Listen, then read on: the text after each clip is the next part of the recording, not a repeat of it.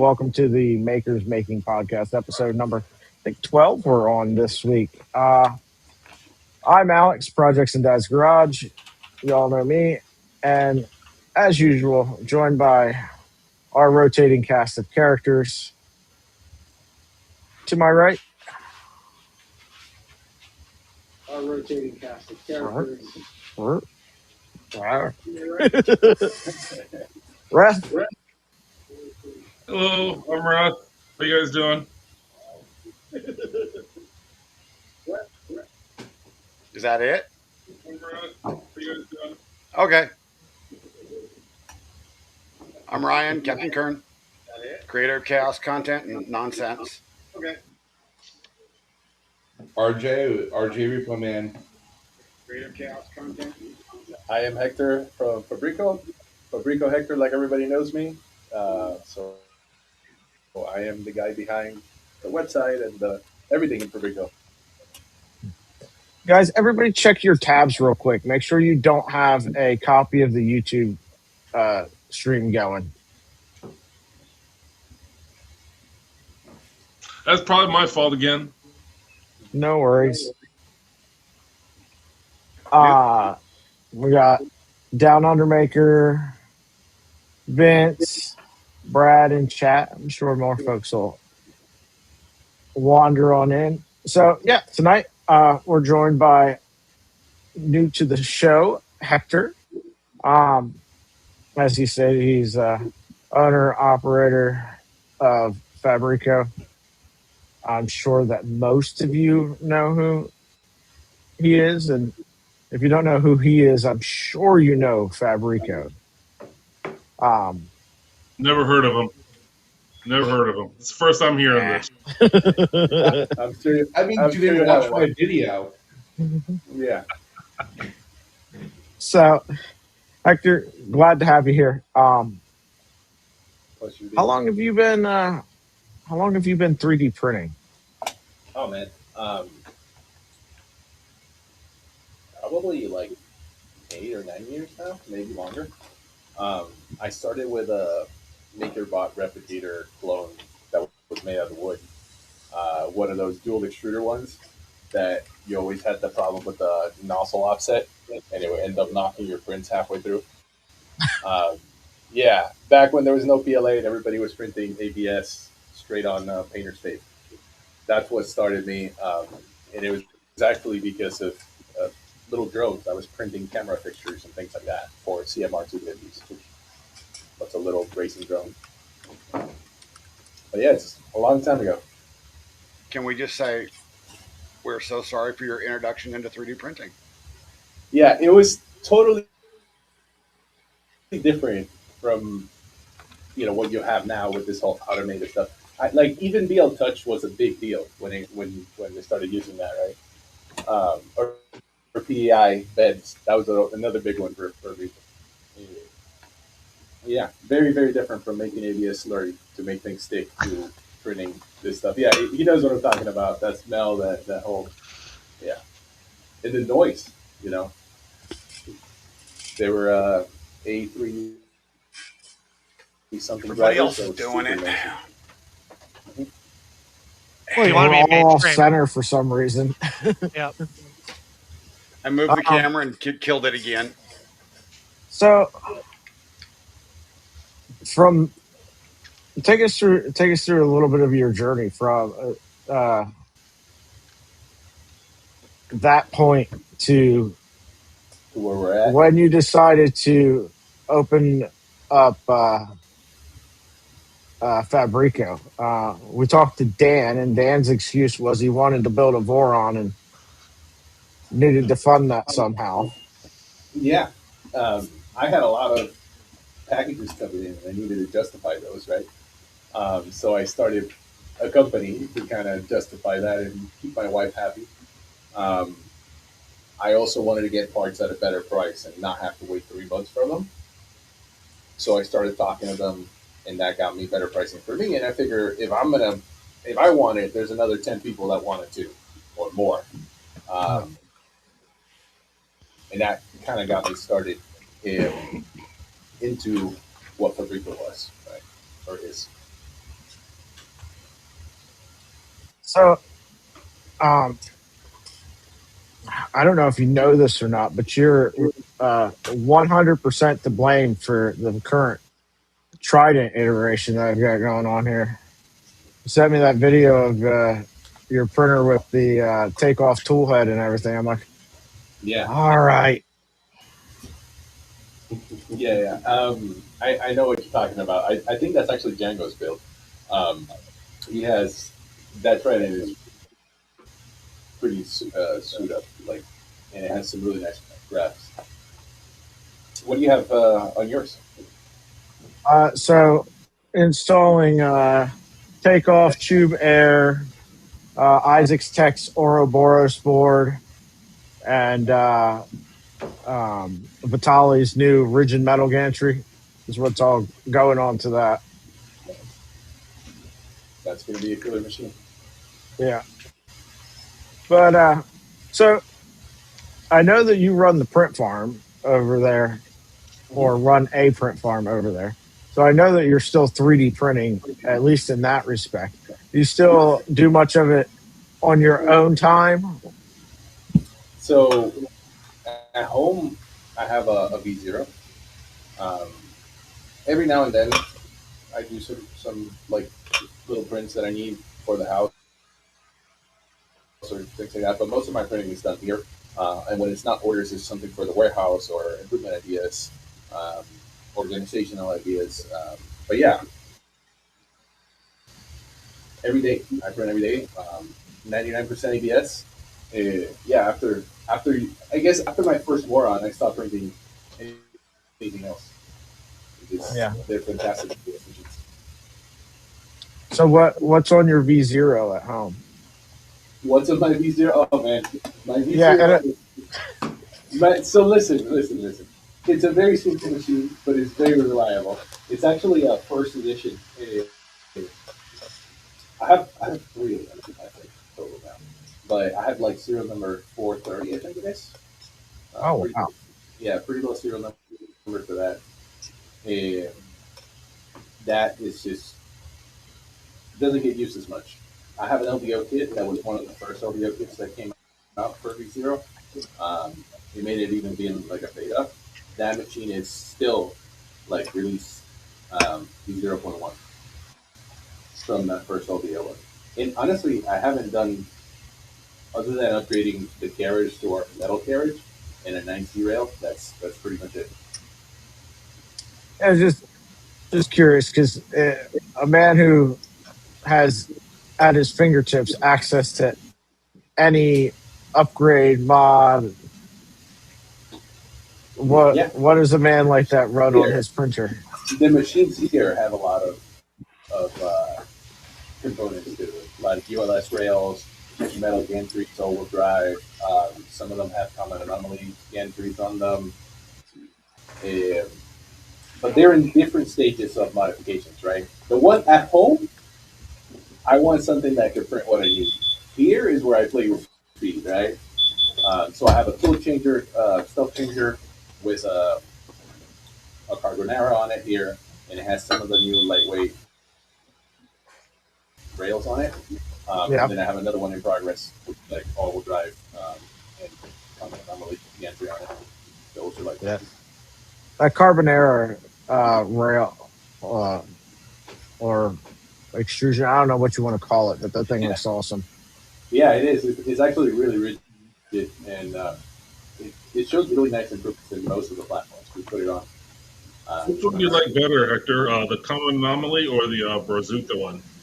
You know, they're different animals, right? I think I'm an Anomaly did a fantastic job with the way that thing looks, and it performs really well as well. Um,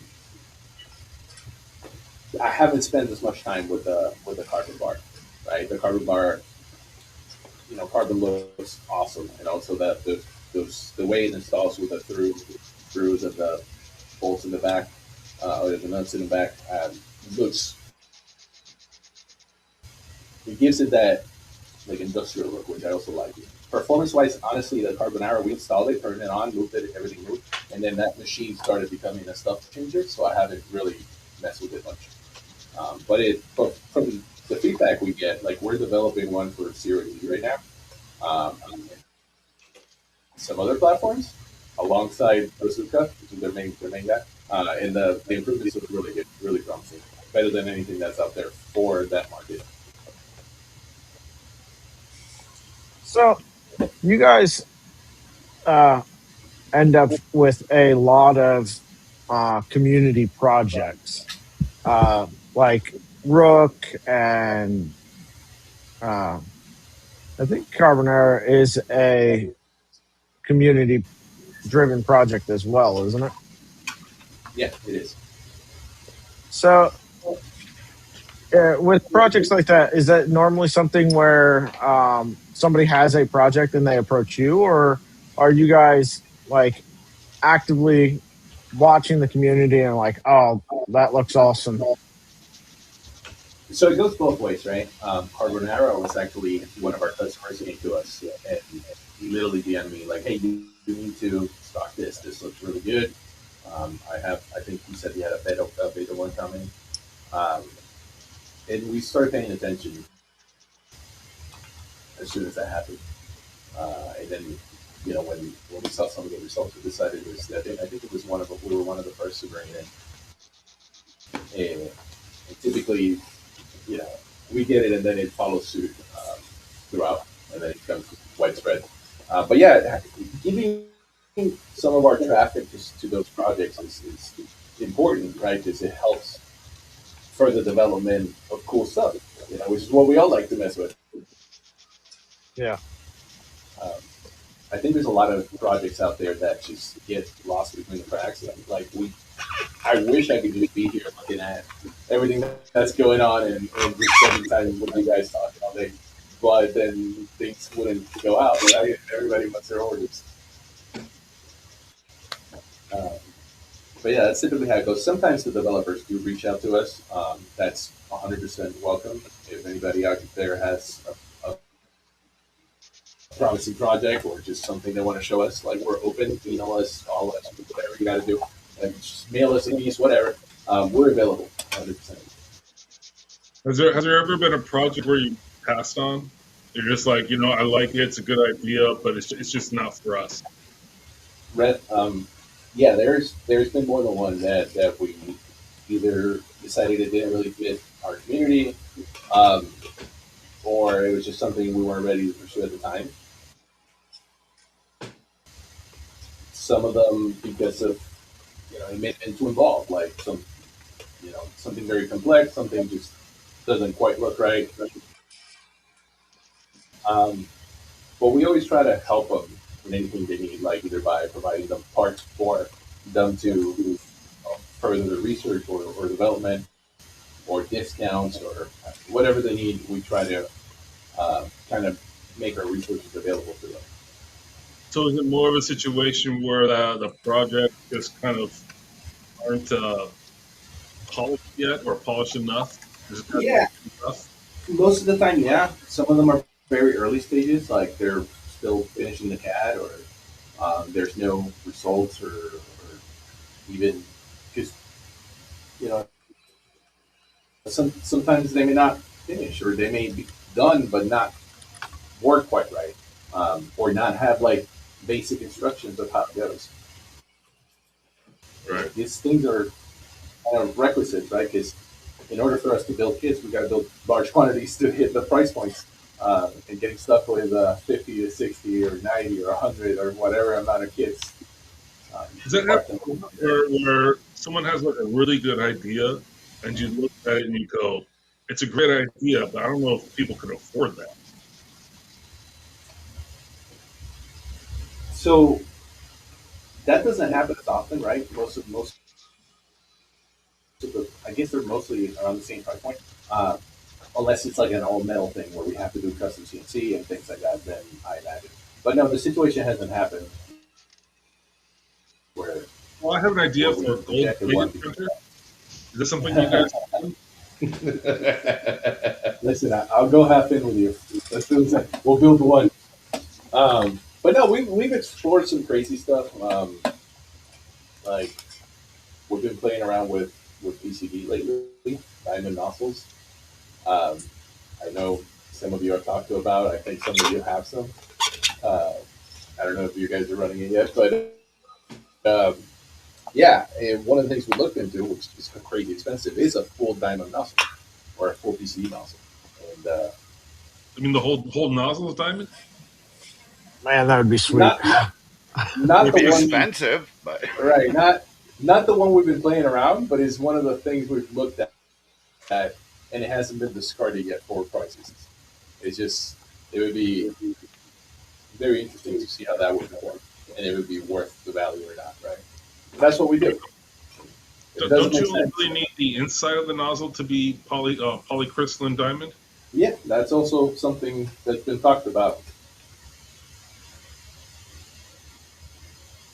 Yeah, that'd I be mean, the yeah. only concern I would have.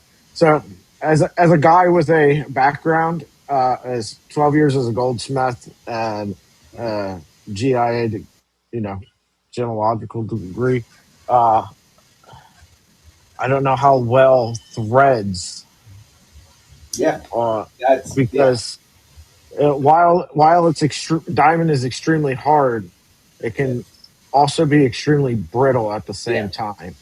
But I think, as I understand the poly, the PCD type is not as brittle or not brittle. Yeah, Whereas, it's more uniform. yeah, it's exactly it's more uniform, and there's metal in there as well, tungsten, mostly tungsten. Um, that takes that away from that diamond property. Uh, I think 3 or 4 days from now we'll have a blog post about that specifically, how brittle like diamond is and why PCB is different. So I haven't finished the research for it. That's why I can't really give you much, but it is definitely not brittle. I've eaten through PEI and metal and then looked at it on the microscope. It has been rock solid, no chips, nothing. That's awesome. I can't wait to see it come out. I'll definitely be picking one of those up. Yeah, it's gonna be pretty soon there. So, just how big of projects are you willing to take on? I got this brainstorm idea for a drop-in replacement for the Orange Storm Giga. IDEX. IDEX. Listen, the Giga, we have a Giga for development, and like making modifications to it is something I want to do, right? Because I want to print ABS on that thing, and I want to do maybe a tool changer or something on it. It's such a like price wise, it's a good value, and it's a machine that has good bones. That as makers, we can make it do a lot more than it does right now. I mean, this is a completely the same printer, but just built better Yeah. from ground up. What would you change? Everything. I have some suggestions if you want to hear them.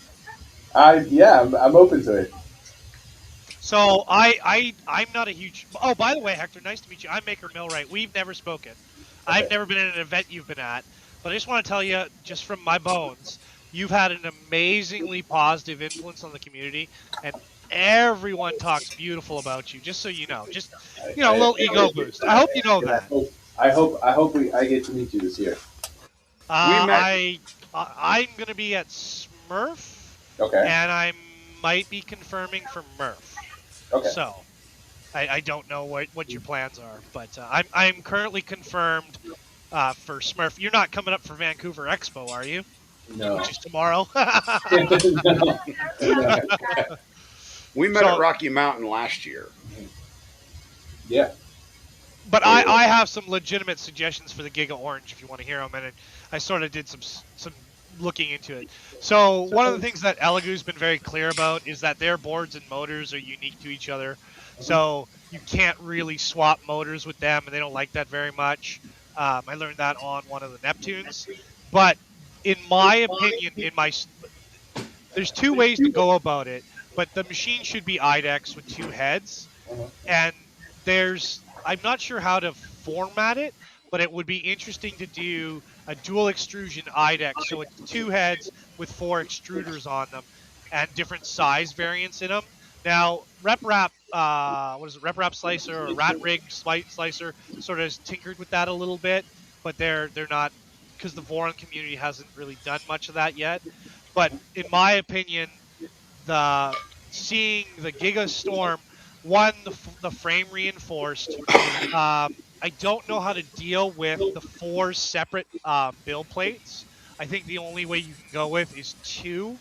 Ideally 1 big one, but Yeah, we can make big ones. Oh, Like, okay, okay. that's inside. That's inside. I think it's like 1 meter by 1 meter. It's the max size that our factory can make. So So it still fits. right, that's a big fix right off the bat, right? Because even if there's irregularities in the heating pads and the magnetics, the plate will absorb some of that variant, Exactly. right? Yeah, it'll smooth it out. Yeah, exactly. Well, the springboard, right? Because you got the spring steel, so it absorbs where it can. But sort of the way I've been looking at that machine, because people are like, oh, well, it should just be a 4-head. I don't think so. A 2-head IDEX is pretty much the end all be all for that machine. I think tool changers are nice, but they're slow and expensive. But the community having the ability to do a large object with separate supports just seems genius Yeah. to me. That would be a big one. Yeah. I agree Right, with that. and you can also change up your speeds depending on how you develop the IDEX, because rails and all that other good stuff. The other thing is that machine should have enclosure panels on it to increase the rigidity of it. And I don't know how to change the deflection in the main beam, but I think it might have to have some angular supports into the main beam or something, because once you get to that center of that beam, you're going to end up with a deflection bow, and there's nothing. How big are the extrusions on it? Are they 2020 extrusions on the Gigastorm? It's 40/40, right? No, I think they're 40/40 or bigger. Even the X. But the problem with the Giga is it's non-standard extrusion. Yeah, exactly. So you can't just attach like something like panels and frames and stuff. You kind of have to like figure out how to make it fit. Yeah, That's why I said everything. well, no, because again, it is on extrusion. It can be developed, external systems and stuff. And then the only other, like, the one thing that I think is a real big issue with it is, one, that it's not an IDEX. It should have been IDEX for factory. It does have the gang manufacturing opportunity with more heads. I think that's pretty cool, but that doesn't save you when you're doing large objects like cosplay or furniture. You know what I'm saying? And I think the rigidity in the frame, you just look at the frame, it's very flexy, very bendy. I don't have one. I've always wanted one, but Elegoo said no when I asked for one. So, it is what it is. But I think the development of, without a doubt, and tool changers are cool.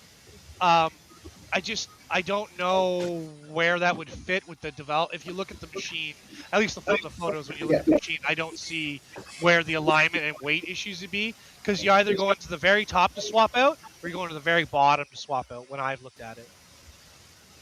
Yeah. So I'd have to disagree with the extrusion part, because I've got a TAS 6 here, non-standard extrusions. It's a big deal. I mean, it makes it very difficult to modify the machine if you have to go out and find a very specific T-nut that will fit in there. And so, like, I got a bunch of Vorons, as people know, and you can go out and use any T-nut effectively, and it will work. But when you've got these non-standard shapes on your extrusions, it's very difficult to tinker with. So if they're using like a custom, like this is our special blend of extrusion, that would probably have to go on anything, as Adam said. I think probably the best way for modifying that would just be to get like 1/8 inch or 16th inch like steel plate and self tap screws right into the extrusion and just call it a day. That also stops cut your own T-nuts, right? Like that's not a big. There's no slots, I don't think. There's no slots to even put it in. I mean, on the underside, some places have slots, but it's to me, the brilliant idea in my head was just to build a drop-in replacement for the whole machine using 60/60 extrusion on all 4 corners, right. 40/40 for the horizontal supports, a 4040 for the gantry itself, because that's a heavy duty gantry. You don't need the sag. And you're going to have to step up the size of the stepper motors, because the Yeah. stepper motors that they put on it are way too small. You have to go up Captain, to you just CN. described building an entire new printer. You might as Yeah. well just not Exact. That's what I'm even. talking about. It's a That's drop-in replacement for the printer itself, and that happens not a sometimes. modification. A whole new printer project. Yeah. Sometimes you start modifying stuff and then you end up with something completely different. Like Well, a hot yeah, Exactly. you end up with a new machine. Yeah. Yeah. Yeah. But you never set to get there from the get go. Like you're like, oh, I'm just gonna build a new machine. That sounds like so much work. I'm gonna modify this and then just keep it through. Like I said, drop-in replacement. Just Project. replace it. It's like, Just sweep it aside. and then you end up with a drawer full of parts and then a whole new printer. Basically, project creep. I'm sure. Yeah. Does Elegoo even sell the Gigastorm anymore? They're relaunching it. They've done some firmware updates and stuff. That Hopefully just it's an item. the general issue with Elegoo is that, like, at least with the machines I've had of theirs, is that their boards and their motors are different, and they don't like non Elegoo motors. Yeah, I just got an email about it the other day. They're relaunching it here shortly.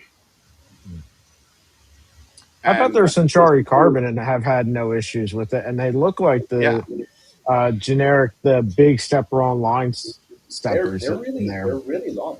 I was looking at it today, They're the big 60 millimeter and steppers. I was surprised how big they are. Exactly 16mm steppers on a value machine, which is interesting. they're awesome. The beds are very solid on it too. Like I was looking at the way they implemented that, and it feels pretty rigid. Yeah, I've been really happy with the Centauri Carbon I have. And the two just launched, right? They're Yep. Yeah, I don't know if they're making Multimedia it to machine. customers' hands yet. I know that some content creators have them. They're But, floating around. I've seen a couple. They're floating around out there. I know you were carrying the Centauri Carbons, Hector, for a while. Are you guys going to do the Centauri Carbon 2s? yeah, we're looking into it. It just want to see how it goes with that new. I don't like stepping into. Product reputation is everything. Yeah, but it's important because we like to support our customers, right? We don't like sending people to Elegoo whenever they have problems. So we got to learn the machines, and we got to let them polish the machine before we start carrying. Otherwise, we'll get overwhelmed, and then overall customer, like, we fall short with them, and I don't want to do that, right? So maybe we will wait a little and see how it works. There's a lot of changes on that one, right? It has multi-material and all that, or multi. Yeah, the new one. Yeah. Is. People aren't liking the top hat for it because it's just too big for the infeed. It's like a big. I mean, it's essentially just a bigger version of the 85X. Yeah. But the 85X supposedly it's a pretty decent machine from what I've seen. Yes, I it's understand. popular. Yeah. It's just that it seemed like an afterthought. And how are you going to heat that entire volume, right? Exactly. The top hat stuff is like it's everywhere now. Everybody with this huge top hats. And how am I going to put it on a rack? You're going to buy an aftermarket Panda heater to put in it. That's what a lot of people are putting up on Reddit. Yeah, but it makes it completely useless to anybody that wants to use it as a print farm printer. So, Hector, can I pick your brain about a couple of machines?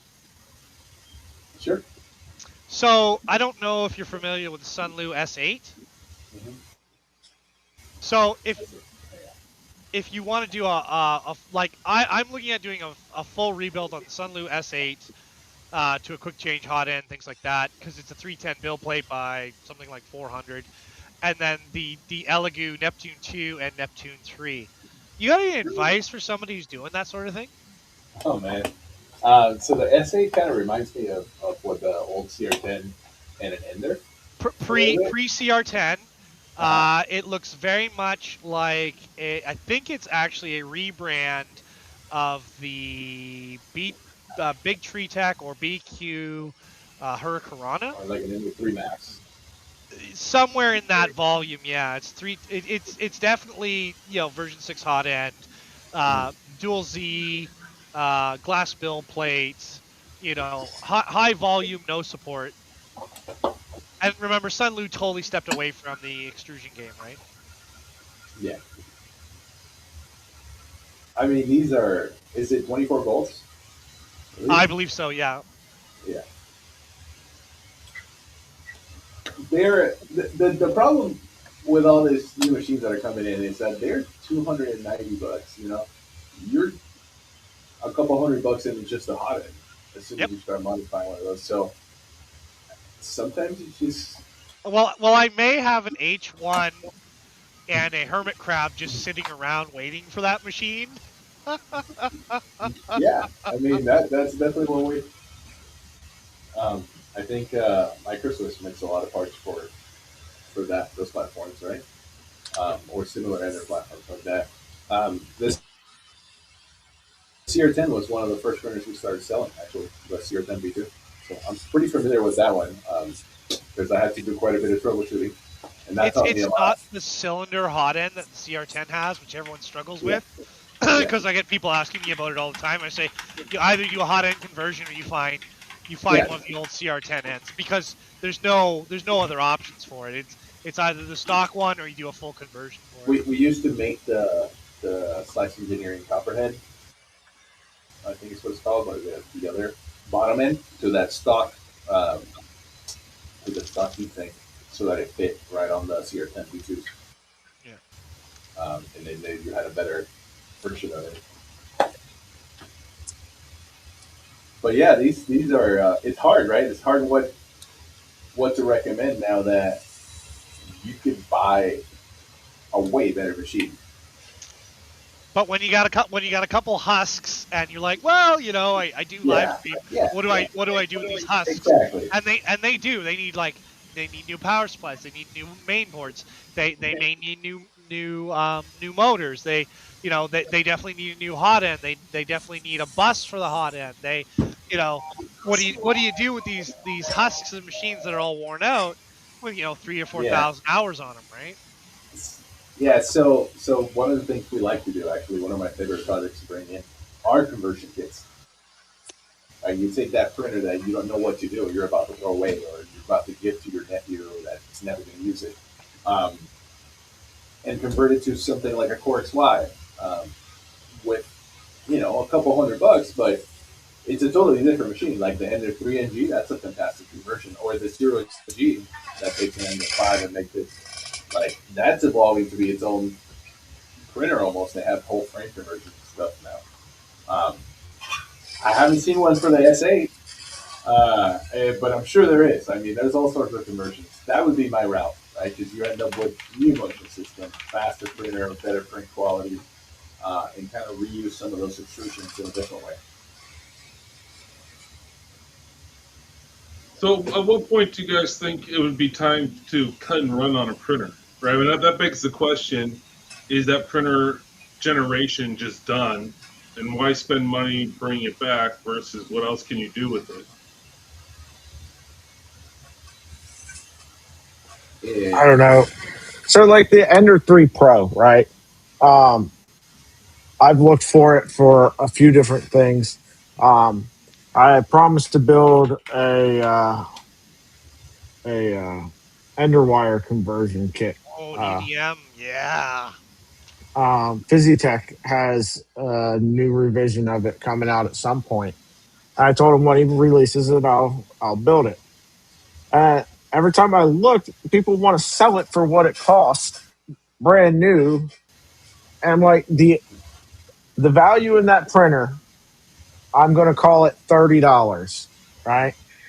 Because it's still got a decent power supply on it, and it's got $5 worth of extrusions, right? And that's all it's worth. The rest of it's not worth anything.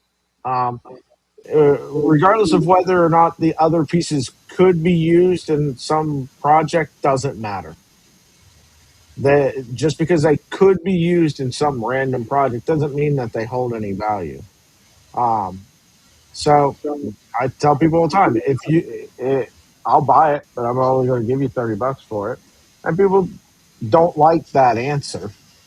But are you trying to sell your CRT TV from the 90s for what you paid for? I don't think so. Right? The technology moves on. Yes, 3D printing is still a thing. Also, TVs are still a thing. Doesn't mean that your old TV is still worth anything. You're not going to buy a CRT TV. Something like that. Well, it's Big Tree Tech's they've got classic Cartesian machines still sitting around. They have them because they built tons of them. They don't know what to do with them. There's a lot of cool conversions. There's like the Infinite Z conversion, like a belt printer for the Ender 3, which I'm sure is adaptable. There's the EDM conversion. There's plotters. There's all kinds of stuff.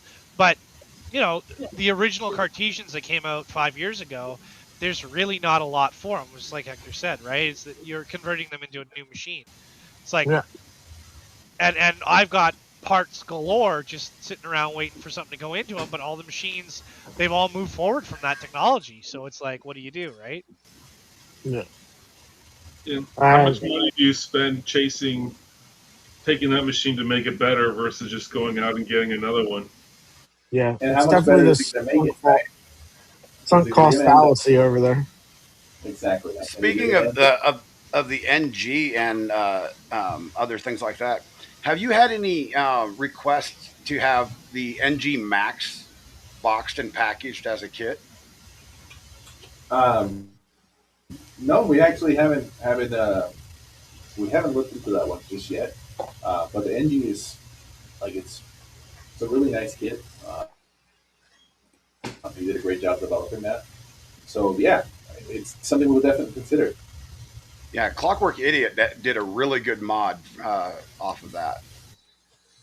Yeah, I've got a CR10 on the shelf back there, just begging to be turned into the big NG. It uses a lot of the same parts, but of course, some of the extrusions, of course, the rails and everything are all different. Yeah. And I'm like, do I really want to self-source this, or do I want to beg for somebody to make a kit? Yeah. No, but if there's interest, we'll look into it for sure. The thing with kits is typically it ends up being significantly less than self-sourcing because you don't have to pay shipping from 20 places, and you don't have to stop building because you forgot this 50 things that weren't in the bump, or they were added later, or there's always revisions, right? So we try to take that pain away and provide you guys with a good, clean, good hardware and a full experience from start to finish. Do you find, Hector, that when people buy kits from you, that they'll buy a kit, say, day one or whatever, one day, and then like a month later, they're buying like all the upgraded aspects to it? Like, you give them a kit it's got the linear rails in it and all that stuff, and then the next month they're like, oh, I want the better linear rails, and they you see that loop happening? I see a similar loop in the sense that people kind of want to build Borons, but they didn't want to go all in, right? Because it's maybe too expensive or what they may not know what they like building. But as soon as they build that first conversion, they get that taste of what creating something and then actually knowing how it works from start to finish. And then they come back for that Boron, typically within a few months. Not only that conversion machine, throughout the lifetime of the conversion machine, some of them become way more expensive than a 2.4 or a V0 or something like that. Like I've seen some enders with thousands of dollars in mods in it, like troop compacts or troop full, anything, things like that. All-wheel drive, No. classified motors, carbon everywhere. And when you add all that up, yeah, it was through a lot of time, but when you add it all up, you're like 1.5 times the price of a 2.4 or something. One day. I keep trying to explain that to Captain. Hey! You are talking I have about limited Captain. my budget on these darn Ender projects. By the same token, I've seen some really badass Ender projects that like the Do Ender. I respect. Like they are really clean and really fast. One of our customers, Precursor, like he has a really nice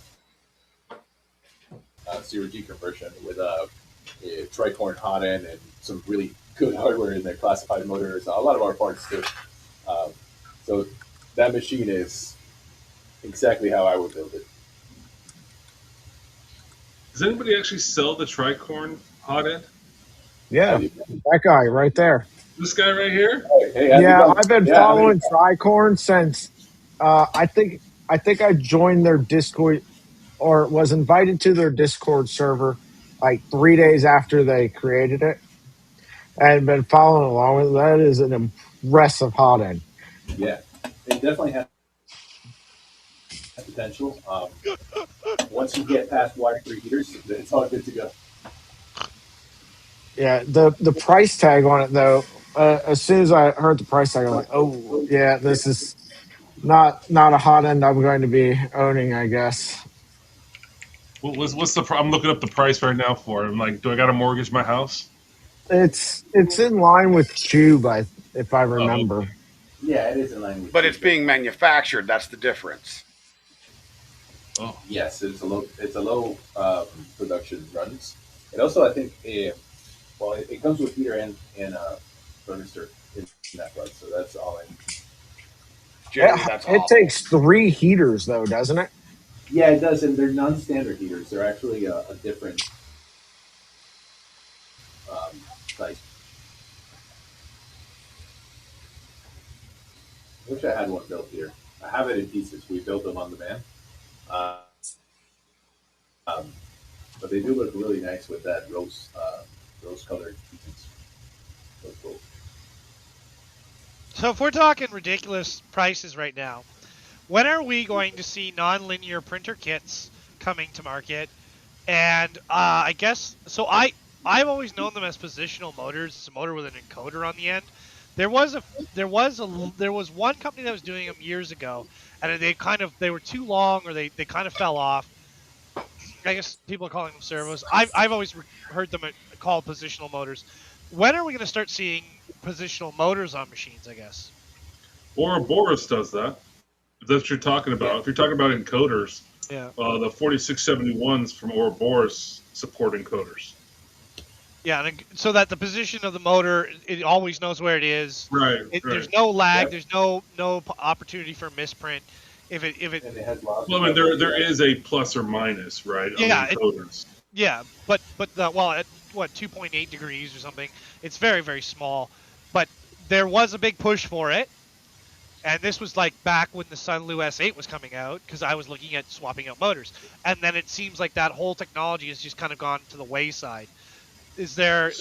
I guess So it's that and actively, so in Clipper land, Clipper doesn't really, I don't think it supports the 4671s. So there's an Australian by the name of Andrew who basically is writing the firmware for that, for the Ouroboros and 4671. And he's taking a little break right now on that, but those ones work. You get Yeah, about, you get like all-wheel drive performance from two motors. that's super nice. So it's really nice, Yeah, I know there's work going on. but it's expensive. oh yeah, yeah. I just I That's will. the trade-off. since we The, have Hector here, and he likes weird stuff. From what I know, No, I but don't this is know my the fellow. thing. I like interesting stuff with cutting edge and things like that. But they are pushing that again. Like if you look at the latest That's what's G going on release, there. the Max Four, that has FOC control, right? So I think there is more interest again, and on the open source side, like you said, they're working on it, and they've been working on stuff for a while. LDO has some here that have encoders. We have some motors that have encoders with them. yeah, most of the That, people using the Ouroboros are using LDO motors. yeah, Yeah, the more they're It's just super fast. speedies, I think, aren't they? yeah, Yeah, the 2504s with encoders on them. Yep. It just gives you like better position, like more precise and better positional You data. get faster and the speed, torque. you get You get more higher torque. Yeah. acceleration, and you get positional accuracy. Yeah, Yeah. and especially with because if you look the milling setups right now, so like I run the Snapmaker, right, for milling, and it does a good job. But I'm just curious how precise you can get And I just remember, and then it kind of fell off motors with encoders, kind of fell off, and nobody was talking about it. And I haven't seen anything on it in years. And I understand they're much longer. I get that. It's not lost on me. But considering that, we have a kit builder here, we might as well ask some questions, right? Yeah, no, but the price and the iterations is the caveat, right? Is what it comes down to. I think once like that Clipper stuff is finalized, you will see more builds like that. Just or the auto the i6 ones. Like I saw that running live for 9 hours. And it was amazing, right? It was hauling ass. Like it's just what is it, 200 and something plus the servo? $350 for the board, There you go.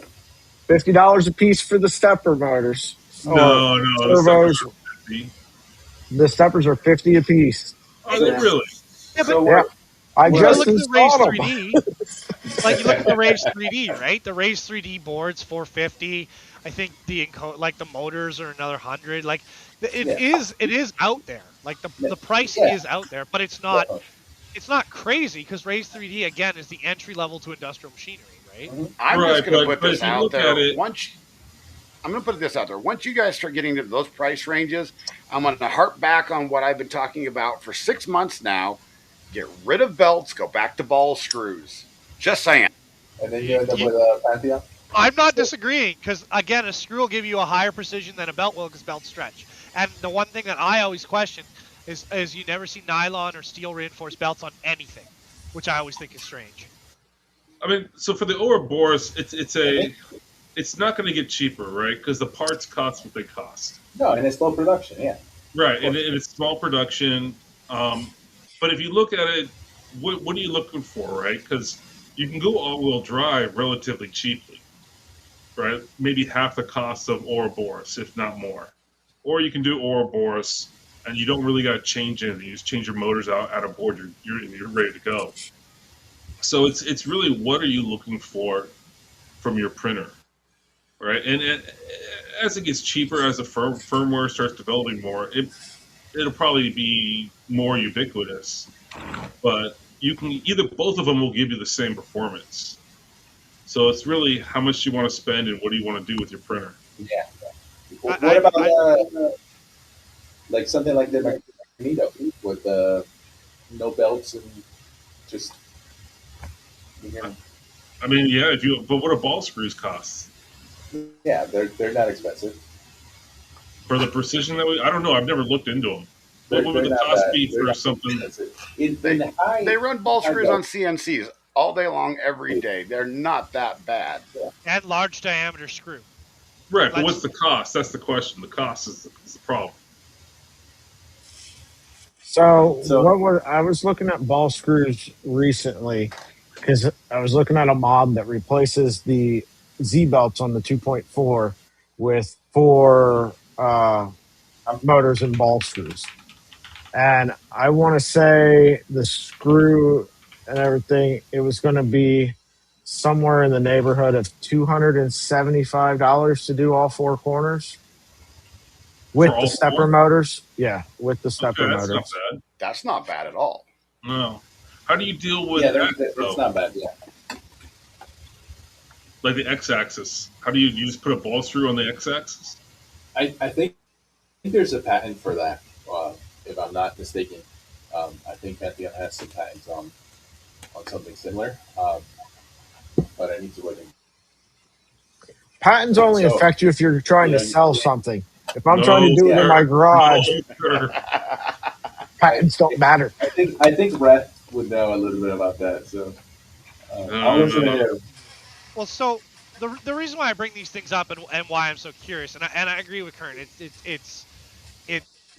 I don't know. I think the idea was to get the machines lighter and faster, but the heads are getting heavier anyway, so it doesn't really make a difference. But I'm looking at I'm trying to get as high precision as possible, right? One of my primary things I design is miniatures for FDM printing, and the other thing that I'm really interested in is desktop milling. So belts, they they stretch, they have some slack in them. There's always something where you can't get as tight as you want to. And as well as that's why I was asking about positional motors, because a positional motor on a extrusion will also help with making things smaller with a larger diameter nozzle, right? Because my goal is to use a number 4 nozzle for all, as much manufacturing as possible, because that's the standard. Which, back in the day it was a number 6, but they put number 4s on them. I would disagree with the fact that tool heads are getting heavier. I think the push right now is a lighter and lighter tool head. The exception being ones with built-in cutters. But if you look at like what Monolith is doing, some other guys are doing, they're taking the blowers and moving to CPAP and trying to really get that tool head as light as possible. But the direct That they drives, are. the direct What's drives what? are the problem, right? Because when you've got a motor on there, you've got that extra mass for the inertia. Yeah, And but you can still you can skeletonize that tool head. You can sure, the metal print it. I mean they got that thing light. yeah. No, and there's nothing wrong with that. I agree. It's just on the mass production scale, on even on the 0.2, right? The 0.2 Voron, that head is massive. Well, I mean, the question is, what speeds do you want, right? So in all-wheel drive, you can run a stealth burner tool head at 10,000 excel with perfect prints on all-wheel drive. I Remember, mean, like I work in very, very small scale. So the intent is to get the high precision as small as scale using a number 4 nozzle with as much power as you can, right? So it's like when when you have all that weight, it can actually create layer shifts in supports. It can create layer shifts in the model, and you can't get super small. what layer heights are you printing? So I print anywhere from 0.04 to 0.12, and my objects are 28 mil or less. I mean, you can Yeah. just slow down the printer. No, no, no, no. I want 300 mils a second. How many clicks do you get with that 0.2 nozzle? Here's Sorry? Do you get any clicks with the 0.2 nozzle? I run number 4. Remember, like everything I Oh, okay. design You is run around number it. four. Gotcha. I do run the 0.2. Like right now, I'm doing some maker chips on a bamboo, and I'll be doing them on the snap maker, right? But my goal is, because I work around the community, and most people don't have a 0.2 nozzle, I have to design for a 4, and I Yeah. want the efficiency with a number 4, because you can get the same results from a 4 that you can get from a 2. So it is physically possible. the I think so when you're printing miniatures, right? And you've got such small layers that it making the tool head lighter and faster doesn't matter, because by the time you get to that point, your minimum layer times, your print quality is going to go down because you can't physically cool the plastic that fast. But that would be the next set of questions, because the idea when you're doing that, you end up building a plate. You'll end up doing a plate because that gives more travel time to the head, or you use a blank in the back to get that travel time, give the machine some processing time. But again, it's for me, I would like to see a number 4 nozzle give me the results of a number 2 nozzle, which I know it's capable of doing. So you could just CPAP it, right? Throw more cooling at it, and then increase to a different plastic besides PLA. Well, If you remember, if you got to stay in PLA because why? it's the most commonly used product on the market. Yeah, but you're limited by the materials, right? Well, So like, there's pluses, there's things like Polymax, there's PLA pluses, there's yeah, but there's if you just engineering. went to ABS, you could print faster Off and gassing is handle an issue. the cooling issue better. Off gassing is an issue for most users with ABS or ASA. Never more filter settles that. Just gotta So find that carbon. Yeah. that, again, right? Well, that's what's on the Voron, You gotta right? find that carbon. Yeah. That Voron has, but remember, like I'm designing for mass production, and I'm designing for like mass consumption, right? Yeah, but I mean, it's you can push things far enough, right? But at some point, your material is not the right material for what you're trying to do. Yes, you probably adequately do what you're doing in PLA at a slower speed, but when you start increasing the speed, you either need to increase cooling or some other things, but Stability, yeah. you're going to run into a material issue if you want to print super thin lines super fast. Yeah, because Yeah. the thinnest I'll go is like 1-2. Yeah. So I was doing some maker chips, and I was printing those at really low layer heights because I was doing flat forge uh, for the maker chip, and you've got to print super slow at those really thin layer heights. Otherwise, it likes to pull itself and curl its own material up after itself. Because you got to get it down, get it stuck, and then move slow enough away that it doesn't rip what you just put up. Um, I think something like the polycrystalline diamond might help with that, just because stuff is less likely to stick to it. Teaser. Yeah, I was just going to say, man. let's see there. Let's see. It's coming. It's coming. It's on the way for you. Oh, it fell. Listen, Hector, Are this you is a broken, family guys? show. We can't be putting inappropriate teasing material up there in the If you chat. go Like, to the come website, on. it might be enabled right now. I don't know. I don't I But have did my get the shirt wallet of in those here, small of but us.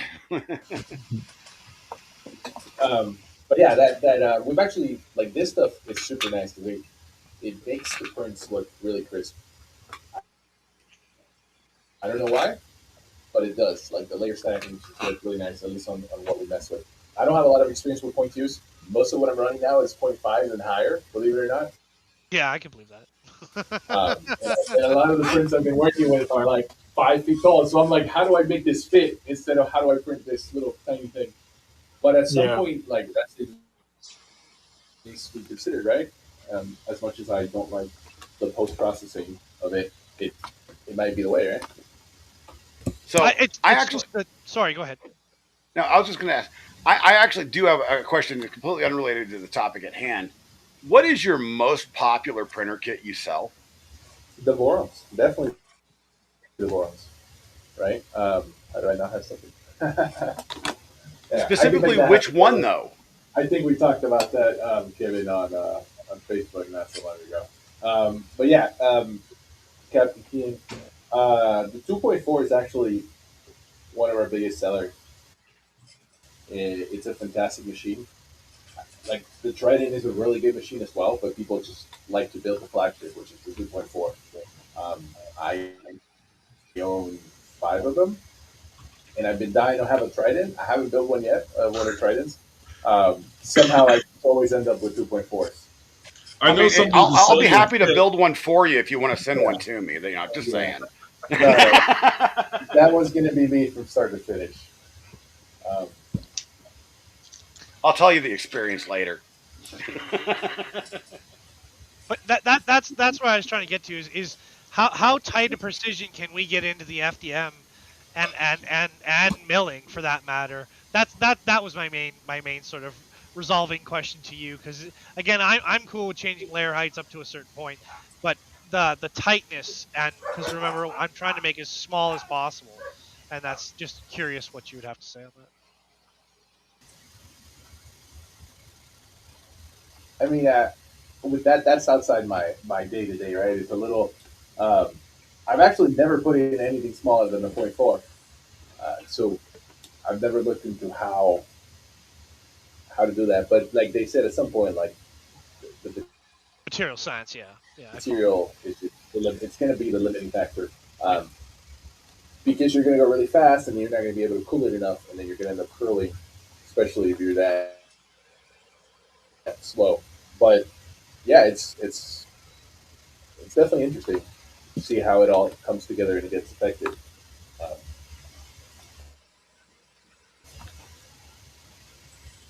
Yeah.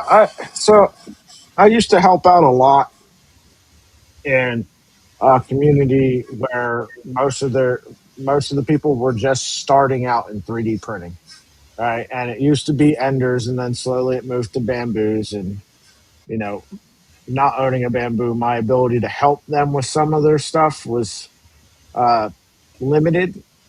Um, so I kind of took a step back away from that community. Plus, the stuff that they were interested in is not the stuff I'm interested in. So if I couldn't help and they were doing stuff that, you know, we had different interests, it was wasting my time and wasting theirs. But they spent a lot of time having guys come in.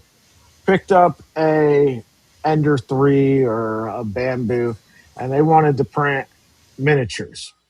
And, um, the answer for them always was, yes, you can, um, but you're going to be limited. And people would get really upset with that answer.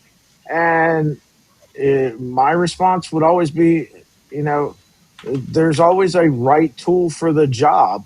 If Yeah. 100% of what you want to 3D print is miniatures, then what you want is a resin printer, right? If you want to, if I most of argue what that. you, if what most of what you, I mean, you can argue it, but if most of what you print is, functional stuff or like the print of the month stuff on printables and stuff like or that, and terrain for your miniatures. and occasionally you want to print a miniature, yeah, you could probably do that. But honestly, probably your best solution would be to have both. If you're really into, Yeah. D and you want to do your D&D figures and you want to, like you said, print terrain, right? Have one of each. Be printing your miniatures while you're 3D printing your terrain, right? Like there. Uh, you can use a screwdriver as a hammer, No, that's not fair. but Any, That's not a anything fair can be a comparison. hammer too. That's not a fair comparison. it is. It is not I because, think like, it's a fair analogy. sure, but it is definitely not a fair comparison because once upscaled 15% or 20%, a resin model will resolve out on FDM. But the thing that I always push is, like, I like the precision of it. That's why I make miniatures. It has less to do with the miniatures and more about pushing the technology that of high precision machinery, right? Because again, you can say, oh well, then change your layer height. Okay, change your layer height, but it's still the diameter, it's the shape, it's the contours of a smaller object. And I got tons of them here, and we can talk about it at a different time. But my point is more about the precision of the machines. Things like using dissolvable supports. That's something I do as well. And that's why I like dual extrusion or IDEX. And I don't know nothing about index yet. I haven't seen one, right? But that But it's let me about. ask you this though. Let me ask you this, right? Are we comparing apples to oranges, right? You are doing something to push the limits of what you can do. Yes. The guy that bought an Ender and wants to be able to just walk over and hit print and end up with a miniature is not trying to push his skills of design, his ability to make a printer run. What you are trying to do and what they are trying to do while you're both printing miniatures is two completely different things.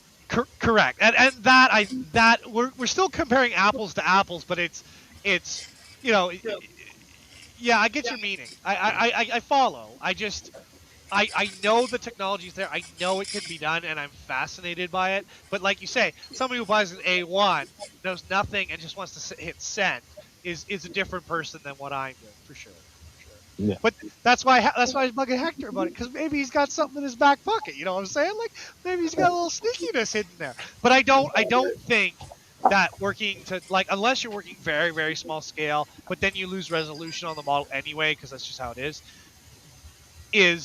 resin.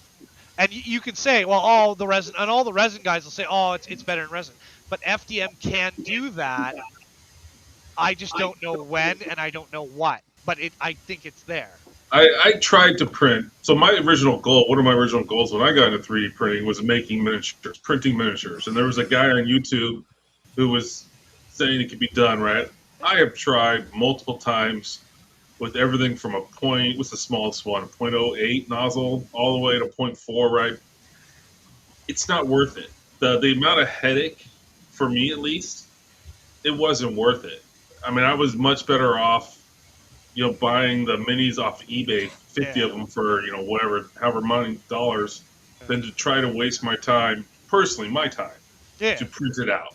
And I was much better at doing the terrain and stuff like that. Yeah. Because the miniatures is not really what FDM is good at.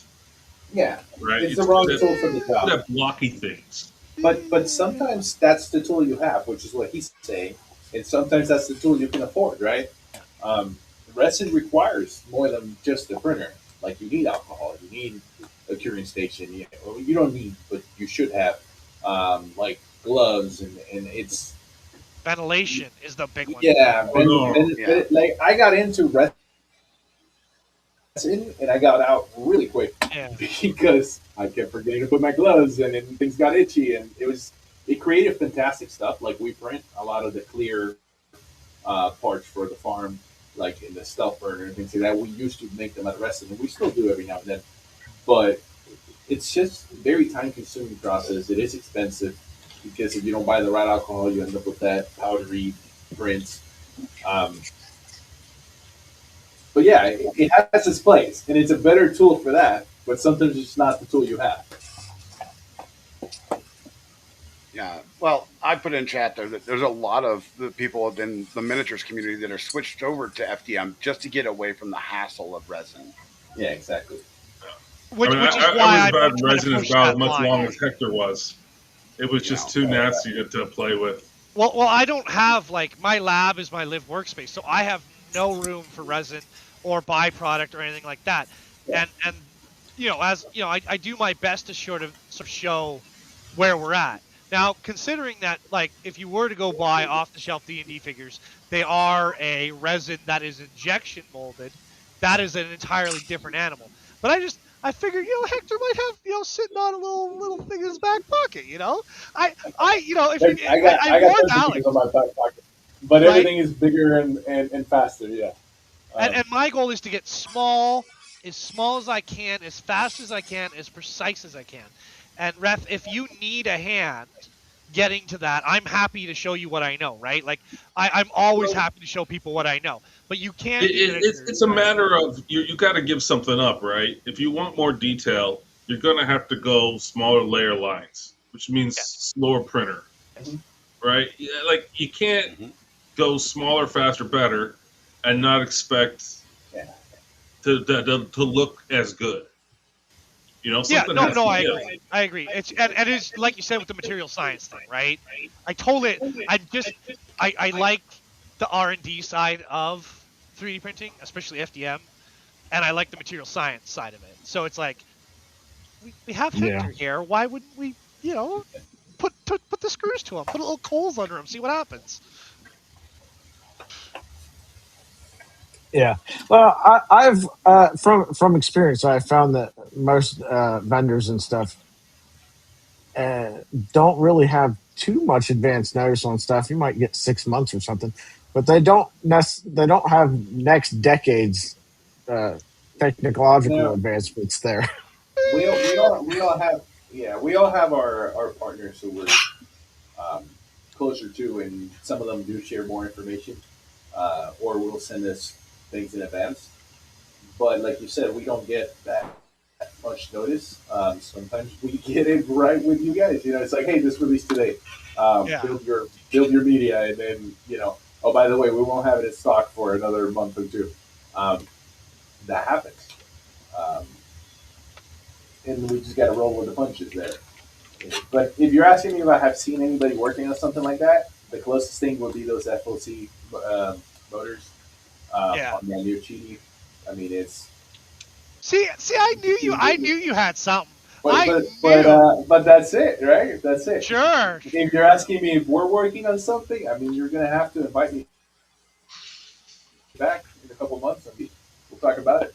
I'll invite you right up to Vancouver. I'll ply you with charm and wit. Here's a question for you. Is there anything special that we're looking forward to at Remurf in April? I just want to see what's new because I know people. I'm sure there's gonna be new products announced or something like that. But I like to see what the index looks like in person. Yeah. Remurf has become like a huge show and a great place to launch things. It kind of sets it down for the rest of the year. We're trying to bring some stuff. Are you going to be there this year? Because you weren't there last year. I am going to be there.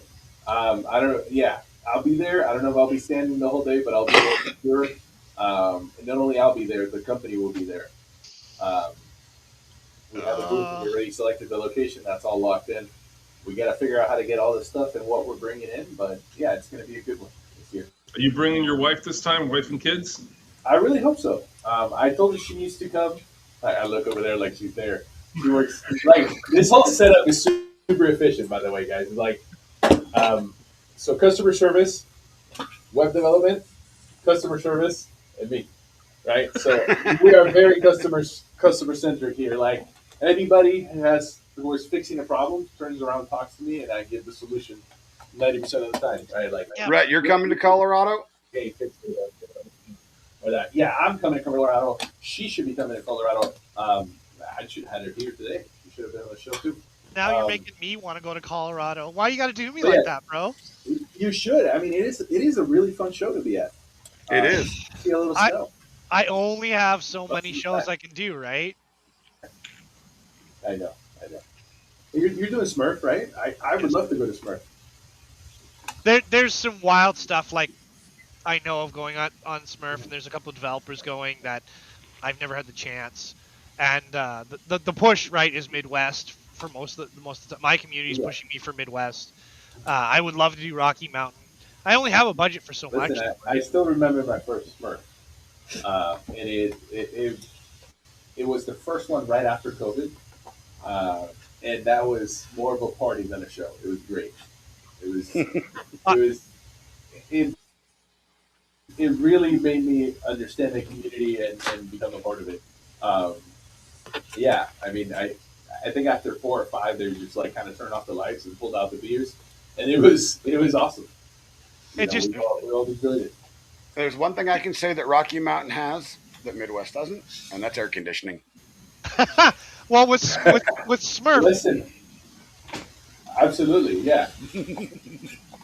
with Smurf, ever since I heard about it, I've wanted to go, and we gotta honor Sanjay Mortimer, right? We do. He's such an important part of our world.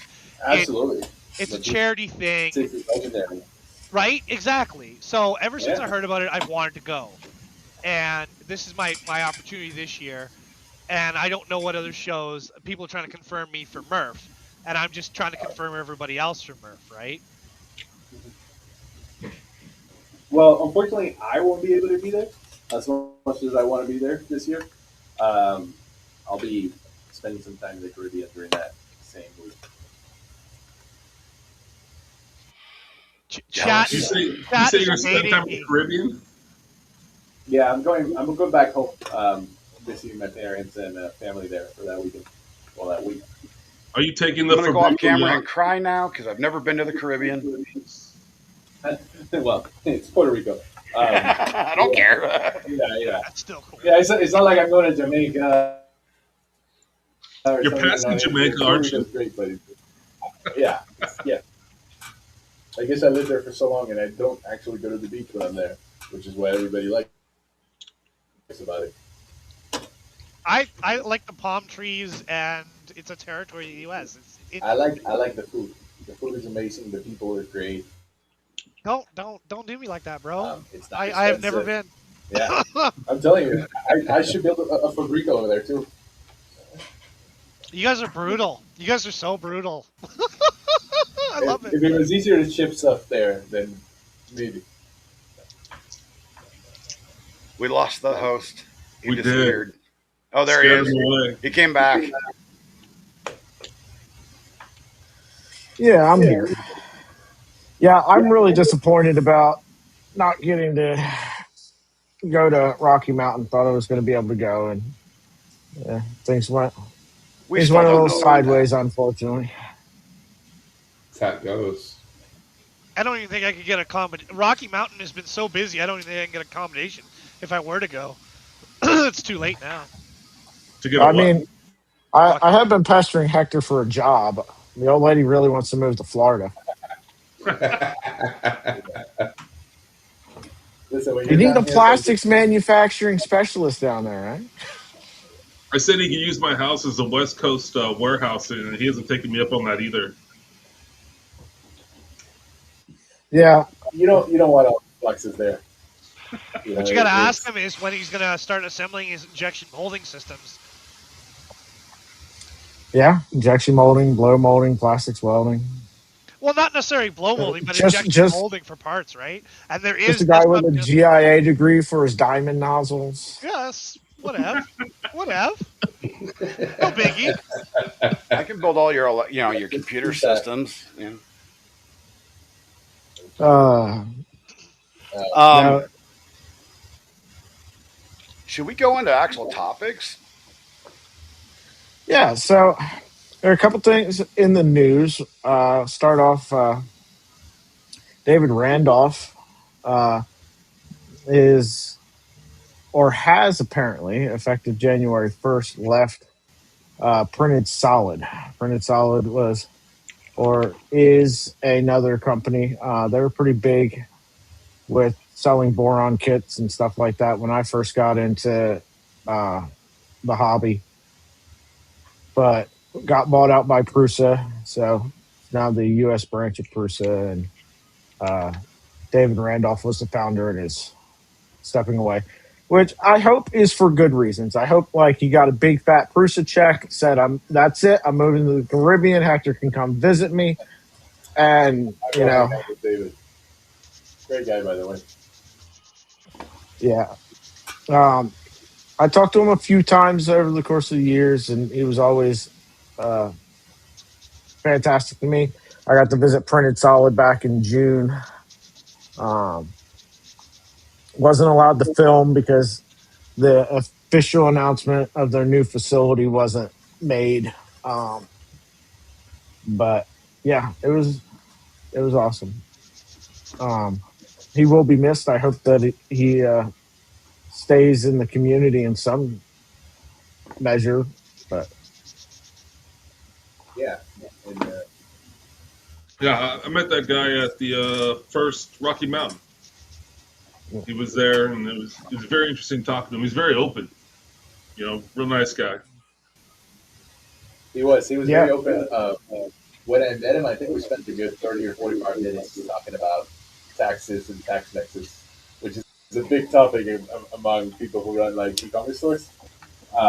Yeah, in 3D printing as well, right? But it was interesting that he was willing to talk to me about stuff that is related to business and kind of give me a lay of the land, so to speak. Because British Solid has been running forever, right? Yeah, he was pretty Dealt with a open lot of about like people. his business models and what's going on, and he Yeah, did. I bought plenty of parts in my time from them, and filament as well.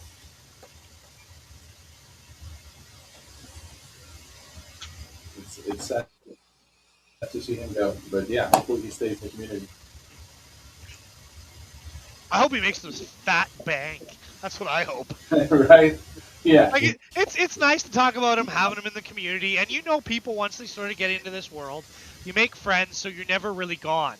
But the bare bones of it all, I hope he makes lots of bank, and I hope he's having a good life. yeah. Well, he That's what sold I the was saying. company. He sold the company to Printed Solid, and he was held on as the CEO of Printed Solid. So it's like an LLC. There was no Yeah. real stock to be made per se, right? It was so he got paid out. He was just continuing what he was doing before. Yeah. I was just saying, like, you hope that it's not for a bad reason or Yeah, that, yeah, yeah. whatever it may be. You hope that when anything like that happens, that it's like, you know, this is a positive, not a negative. Yeah. And then other news, well, we'll work our way. We'll start with the news that I don't think anybody even really cares about, but Bamboo discontinued the P1P. Uh, anybody You care knew that about was coming. that? Well, you knew it was Not No. coming. really. All right. And And then My Mini Factory buys out Thingiverse, and that website is like the hot potato, man. It just Which it, one? Thingiverse. Think of first. Thingiverse. They switched. How do we want to steer this conversation? How many ways they can screw it up, or I mean, it's already screwed up. Let's be honest here, right? Like, I'll be honest, it's gotten better. So I'm still of the opinion that if you tell me you got a model from Thingiverse I'm just inherently going to tell you it's not printable. Oh, Yeah. I don't disagree with that at all. Like, Even a dishwasher just take part. like a straight up game rip I and mean, throw it on people there. have offered me money to print them something. I go, "Where's it from?" They say Thingiverse. I said, "I can't do it." I haven't even looked at the model, but I know it's I not going mean, to be printable. But not it's all. better than a Colts print. Hey, well, Colts has done really well, especially in the prop department. Colts has gotten a lot better for sure. I think Except for browsing it. Oh yeah, I think a lot of what you're talking about, Red, is because Thingiverse was, at least to me, and I may be wrong in this, but it was kind of the OG, right? yeah, It oh yeah, Yeah. yeah, was the one absolutely. I was using 10 years ago, where I needed, a dishwasher part, or I needed this, or I needed that. That's where you would find it. So the models are like with a different way of thinking. And some of them are not printable, like you say, but there are good stuff. They're just also everywhere else. I will grant you that, but I think at some point it became people. I don't know when it was in time, but at a point people like, "Oh, I'm a designer also, or I can do this also." So they just put something in Yeah. CAD, put it up there, and but didn't take into account what it would take to actually physically I make that model. agree. Q2 over P2 with LPX, yeah. Um, comments over here. But yeah, Well, I think I that's, don't that's a think there big is point a people have. P2P, is there? There's just a P2S. The P1P is the one with no panels on it. Yeah. Yep. That's why I was saying nobody cares about that printer. Like the P1S, solid printer. P1P was Well, half of a solid printer. yeah, it was like they ran out of parts and just released it. But yeah, that was Thingiverse.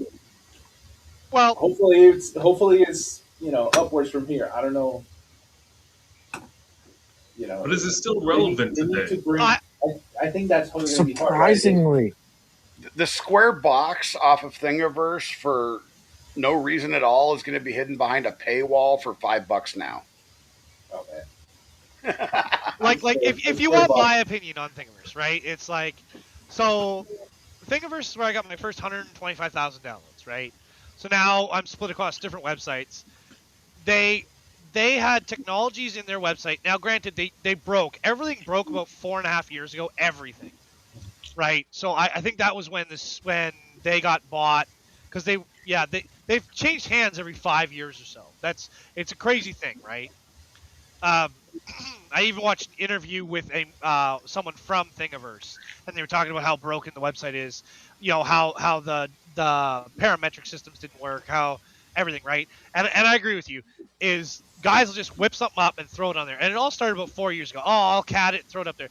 They don't have the measurements right. They don't have the expansion ratios. They don't Yeah, have anything. It's just a model. They put it on there. It may be good. It may be total jank.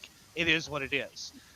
Thingiverse has been, if you go on YouTube, it is the most common website anyone will use. So it's like I'm across 12 sites now. I'm everywhere. But the one they go to, the one they talk about is always been Thingiverse. They don't talk about Thanks. They don't talk about MakerWorld. They don't talk about Nextprint. They don't talk about cults.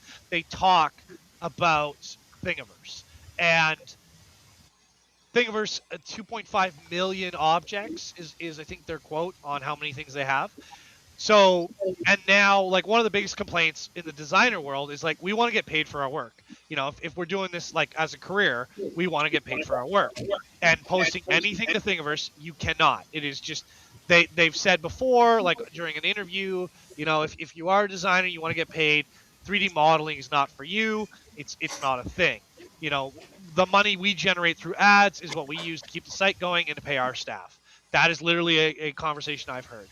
So the new takeover with my mini maker factory and mini factory has been competition for Thingiverse because they had access to print on demand. If you didn't know, Shapeways bought Thangs, and that's another print on demand system. So and when I've talked to these companies, one of the things I always said is either align yourself with a manufacturer or align yourself with a machine maker, because that has always been sort of the way to move forward on these things, is because then you can funnel models into that manufacturing side. yeah. right? Like I knew nothing about the Shapeways merger, but it didn't surprise me at all that Thangs went to Shapeways. Does it surprise me that my Mini Maker Factory had enough money to pick up Thingiverse? Not at all. But Thingiverse is the OG site. They were the first to have analytics. They were the first to have favoriting. They had the first to have following. They have been, for all their flaws. And remember, I left the platform almost completely 3-4 years ago.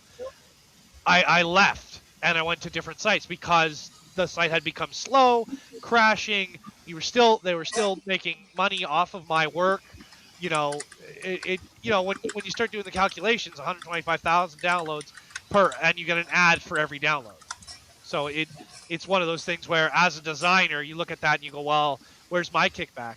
And now my Mini Maker Factory has now said, oh, we're gonna start doing kickbacks. We're gonna start doing stuff where people get paid.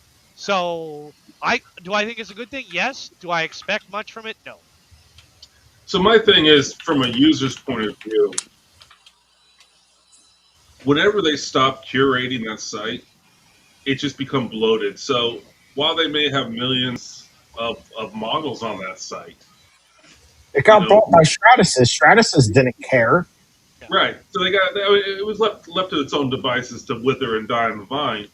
But it doesn't matter how many models you have, right? That's like a lot of businesses will throw that out there. Oh, we have 4.2 trillion users. Rah, rah, rah. But Yeah.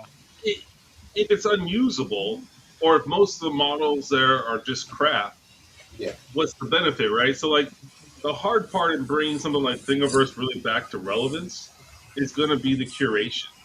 It's going to be, whether they do it just with a script or however they do it to figure out which models are actually good models and which are just someone's project that couldn't go Yeah. anywhere. But also steering that personal public opinion of what the site is, and like you say Thingiverse in your head goes into non-printable models. That takes a lot of effort. A lot of effort. What? They're going to be I hope they rebranded. do it. Let me put this that forward. would be Maybe something like My Mini Factory Thingiverse and a complete rebrand. But my Miniverse. My Miniverse. Here we go. No, But the problem is hear going me to be out. the models that are on it, right? In the search. And Yeah. you compare that, like I use printables a lot from Prusa. It's night and day, right? Like if I get something off of printables, I Even know the it overall may be feel of the short, site. but it's going to print. At the end of the day, it's going to print. Yeah. Yeah. So Let me put this forward to you, though. What about this? From my Mini Factory's point of view, right? So, like it or not, Thingiverse is still the generic. I bought a 3D printer. This is the site that hosts everything, right? Because you talk to people that buy a 3D printer, they think that Printables is the site that you go to get models for your Prusa. They think that Maker World is the site you go to get models for your Bamboo. And if you didn't buy a Prusa and you didn't buy a Bamboo, you go to Thingiverse, right? Now, from Thingiverse's, from my Mini Factory, you bought Thingiverse. You bought a name, right? And like it or not, it's still got a lot of name recognition. And I guarantee you, it probably gets typed into the search bar more on a daily basis than Maker World or Printables or My Mini Factory does. And you take Thingiverse's URL and you just point it at My Mini Factory. Or My Miniverse. No, you don't rename it. You just, when somebody types in Thingiverse, it takes them to My Mini Factory. Now that will drive away you need the name still there somewhere. Then you take the models, you comb through them slowly. You take the models that have been proven out to work. If it's never been downloaded, never had to make, you just don't even bother with it, and you slowly integrate those models onto your site.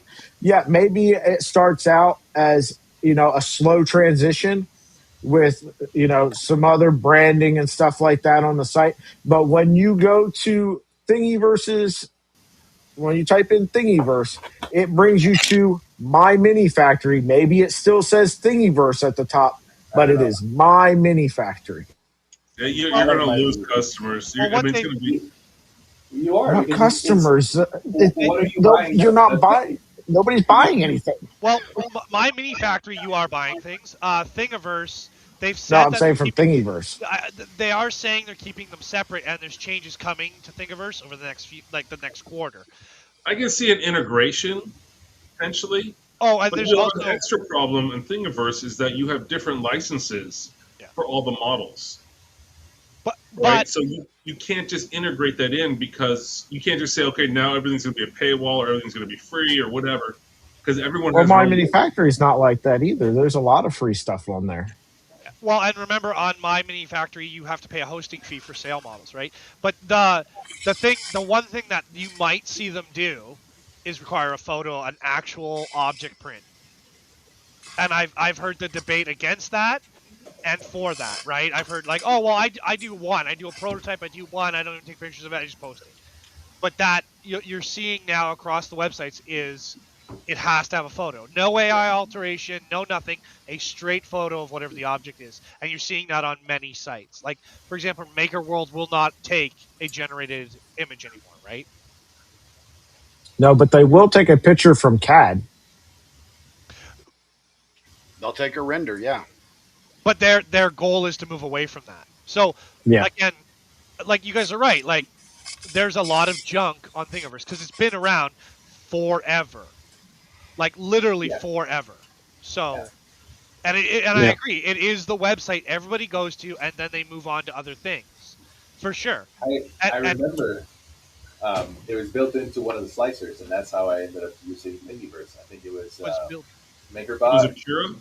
or Kuro. Cura or MakerBot, one of those slicers or whatever the MakerBot was. But yeah, I didn't even know there was a different way of getting models 10 years ago. I would just open the slicers and type what I needed and pray to God it was there. Um, but it's gone downhill, as you guys say. And Yeah, hopefully, wasn't there a better. plugin for Cura that you could add Thingiverse into it? I believe so, yeah. There was all Yeah. sorts of plugins for Cura. And some of them just broke the design. Oh yeah, Yeah. They broke the actual Yeah, slicer too. they just broke everything. Yep. I used Cura for all of like a week and a half. Now, if somebody wants my help and they're like, I'm like, okay, what slicer are you using? They're like, Cura. I'm like, okay, great. First advice, ditch Cura, go download, and then tell them to go down Orca Slicer's my go-to. yeah. And they're like, I don't want to. Well, then you don't want my help because I cannot help you with Cura. There's nothing I can do for you. The first 2 years I streamed, it was all Marlin and Kira. That's all I used. And everyone Yeah, kept pushing do Clipper, do Clipper. But I was like, no, it Marlin works, Kira works. And that yeah. Kira will sometimes get things that the other slicers have to clone. I didn't mean to cut you off there, Hector. Sorry. No worries. I wanted to say, I remember downloading a temperature tower from Thingiverse, one of those pre-done G codes that instead of you having to set it up per layer, and it was,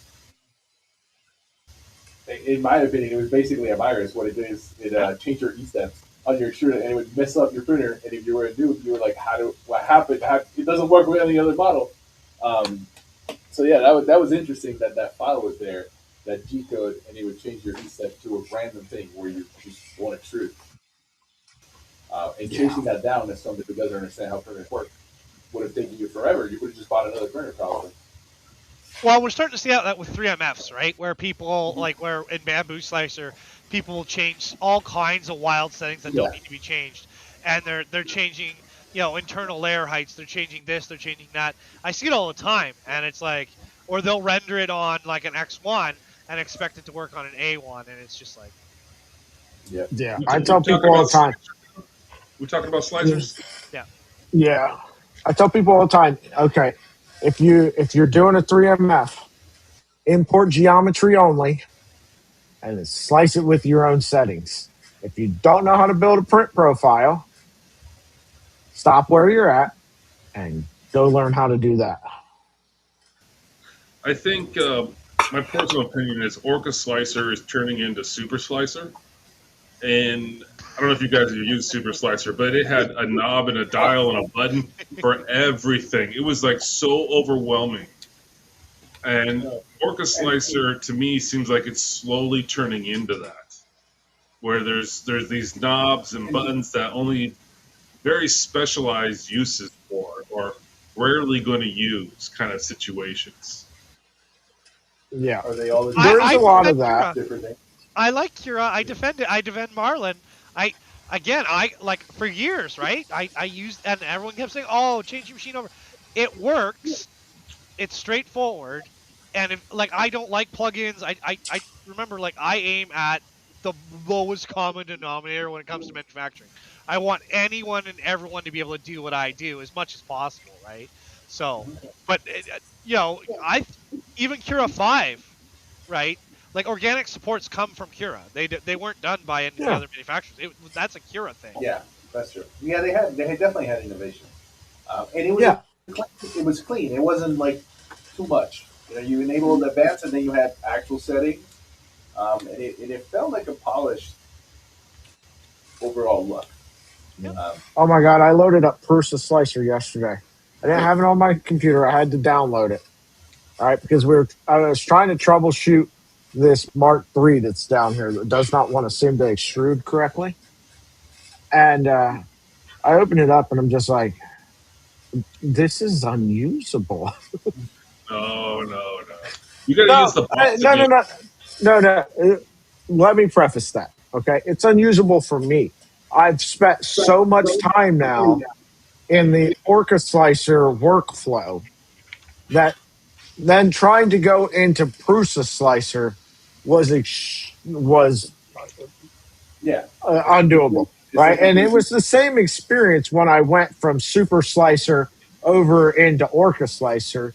It was like, oh my God, this is terrible. But I had to learn the workflow, learn the wording. Okay, what is this setting that I'm looking for called in this new slicer, right? And, but for me, I'm just using it just to try to troubleshoot something, right? So I was just like, oh my God, I do not want to have to go try to figure this all out just to troubleshoot this printer. And to a degree, you're right. It is a UI preference, right? Do you like the Orca Slicer way or do you like the Prusa Slicer way, right? Because at the end of the day, you're trying to get to the same thing. I prefer the Prusa Slicer UI, and I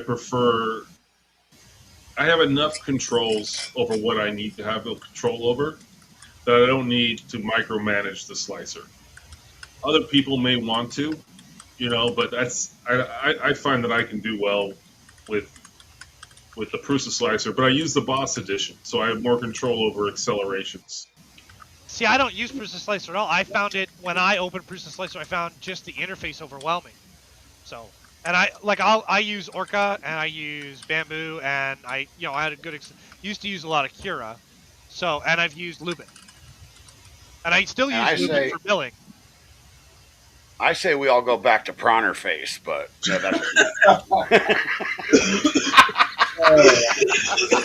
man.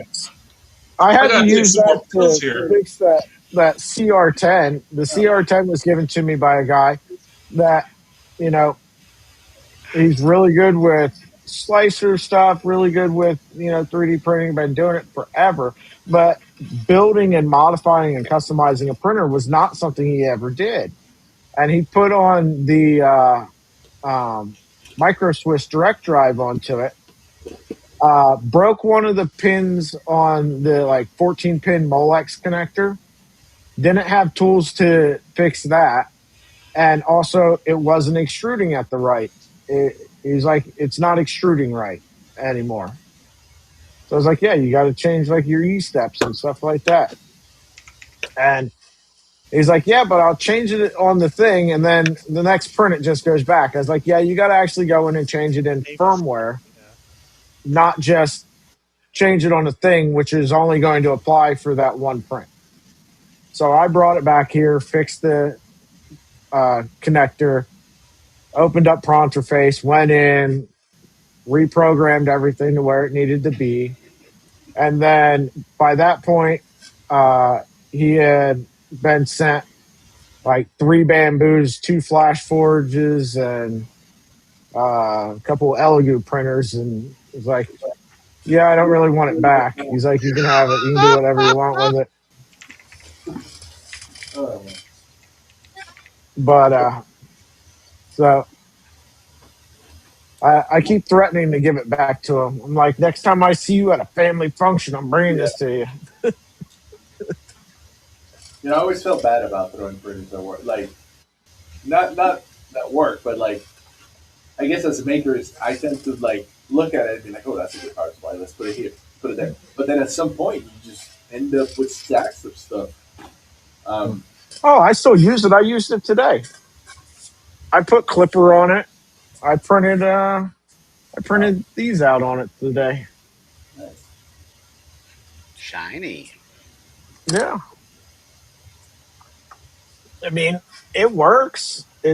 It's Yeah. not a fast printer, but it prints PLA. A couple months ago, every Is it a single one of my Vorons and everything was broken. It was the only working printer I had. Is it a V2? Was it a Blue Tool head? Oh, it has a micro Swiss direct, right? Even better. Yeah, it's got the micro Swiss on it. The micro Swiss direct drive. It's all CNC'd aluminum. It's a nice It is nice. thing. Works fine. Just Has any of you guys used any of those page slicers? Like, I have outside that of was a the thing years ones ago. for resin printers. No. No, Lychee. Yeah. I want to try Rat Rig Slicer because it has the non-linear printing option, which I think is really exciting. I didn't know Rat Rig had a slicer. Is it just like a skin version of Orca or something? I think so. Alls I know is like every time I go look, because I'm building my own non-linear printer, right?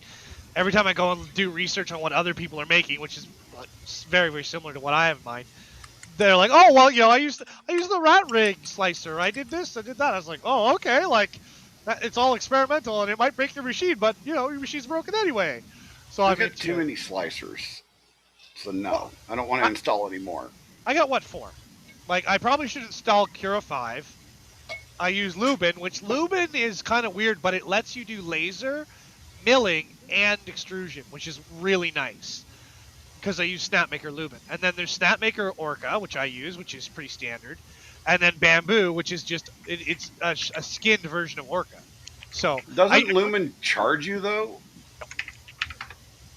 This is just a skin version of Prusa Slicer.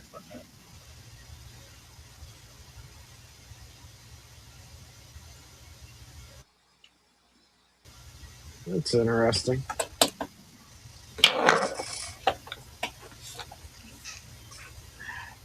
The Rat Rig guys are weird. I'd love to build one of their printers, though. I'm trying to find that slicer because I've never heard of it either, right? And that's someone sent me a link. Rat Rig Slicer. I keep coming across slicers. Let's all test our Google skills. Yeah. No, all I see is these profiles and stuff. I just posted a link in chat. Yeah, that's the one. The thing that Lubin is the one that gets me because I like that it has the CNC, I like that it has the laser, and I like that it has the extrusion in it. But I'm still struggling with getting the milling pattern correct because right now it's just doing linear lines, and I actually wanted to do circles. Oh, wait a minute. This is the wrong one. Hold on a second. Let me go back. This is the compass. This is.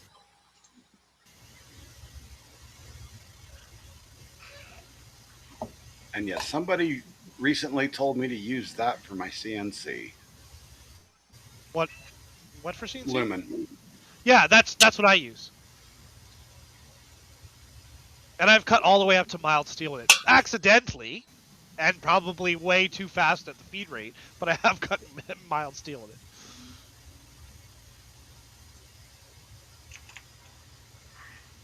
Oh, no. They just have, what's going on? Their website's recommending Prusa Slicer. Yeah, their machines actually. The RadOS has a little prompt that um, tells you what's supported and what's not when you feed it decode by Orca and other ones. Yeah,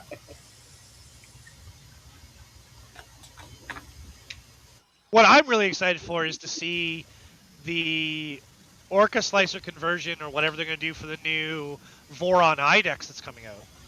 Because that the last show that I saw Voron stuff at, they had an IDEX sitting around, and I'm like, yes, please. So the slicer doesn't control the IDEX.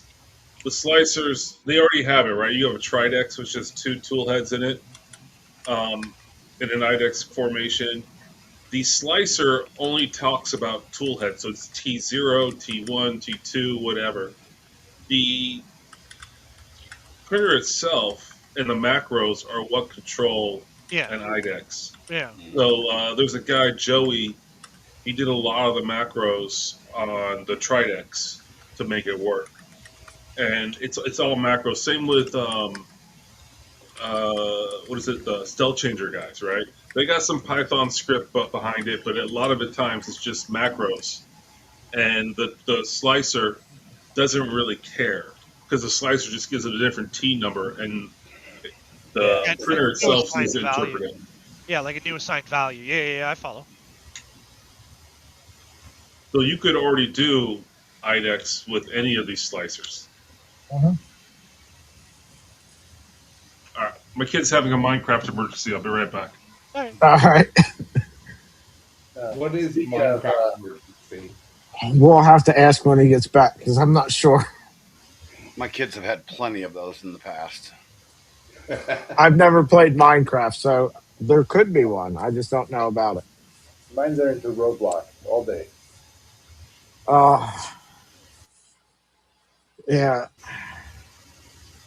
My oldest has finally moved beyond Roblox. And, well, my oldest daughter.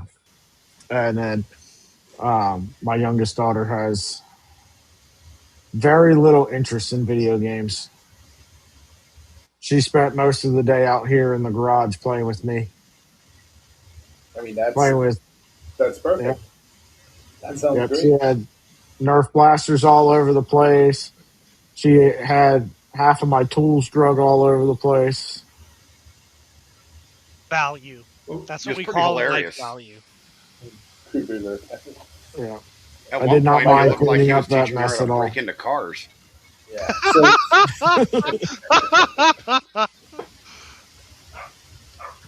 It's tomorrow's lesson. There you go.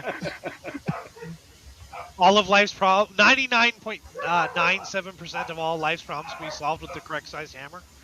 Yes.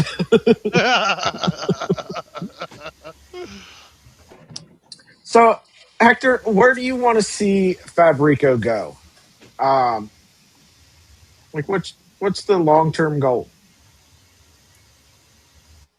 If you tell me your long you term know, goal is to sell to Bamboo, we're all going to be very upset. I just I'm want you not. to uh, know. Make that money, buddy. Make that bank. My heart's out there for you. Let's get you rich. yeah, and listen, money's important, but it's not everything. Yep. When you have that all that money, there's just nothing like it's not. You realize it's not everything. Um, there's a lot more to it, right? There's a lot of joy that comes from the day to day of what we do. We have a lot of customers that call on the phone, which we pick up the phone, which is kind of rare these days. Um, and they call me because they're stuck, and being able to push them through that, like that gives me a lot of satisfaction, more than when the orders come in. But I'm not gonna lie, when we have a little thing that goes on our phone every time there's an order, that makes me very happy too. So keep them Yeah. coming. No, I don't have any interest in selling to a bigger company. Um, I want to grow what we do internally, right? What Honey Badger is, what Classified is, what other areas like um, brands I can't talk about that are still in progress. That's what I want to grow. Yeah, the back pocket stuff. I forget. Listen, I don't see your side of the website, so I can't. I sometimes forget what's out and what's not. Um, and there's certain things that we're trying to do. that's the stuff I want to push forward, right? Innovation. We got to do. We got to move with the times, right? We still got to sell all this bamboo stuff and all the things that make us the money, so that the money can also go into making really cool DIY printers that we'll sell five of, maybe, or maybe 50. I don't know,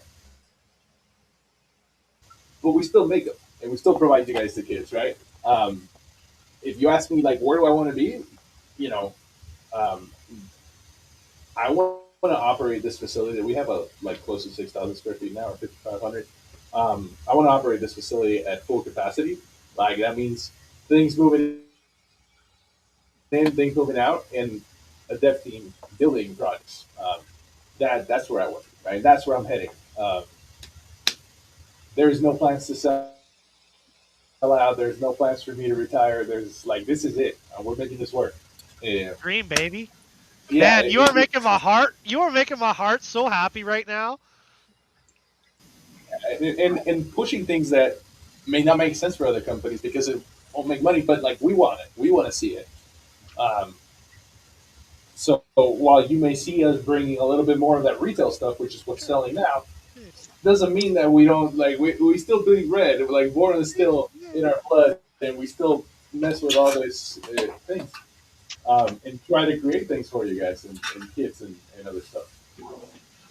Those Yeah, are the that's right. happiest employees I've ever seen.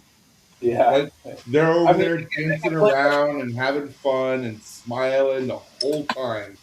it's important, right? It's important. Like we spend a lot of our life working, and if you don't work in a place you enjoy, um, then what the hell are you doing, right?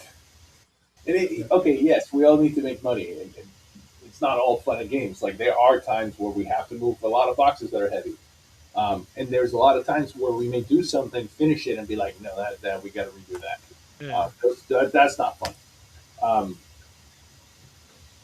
but the good ones with the bad ones, you know.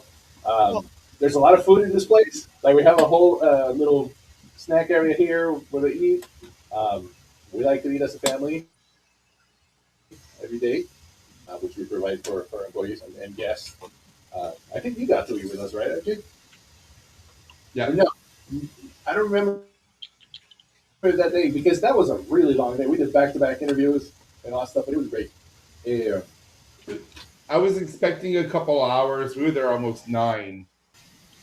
yeah, I know. That was. I looked at the clock and I'm like, oh, okay, I'm going home now.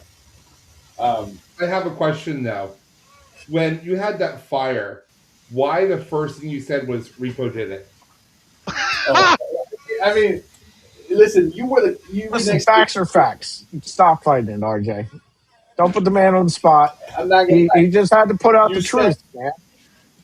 Yeah, you spent a good 3 to 4 hours next to that machine during that 9 hours. So and I wasn't like Benjamin was talking to me over here while you were messing with stuff over here. So I don't know, man. Yeah, and the first thing he did is he tags me and says it was my covers for my case.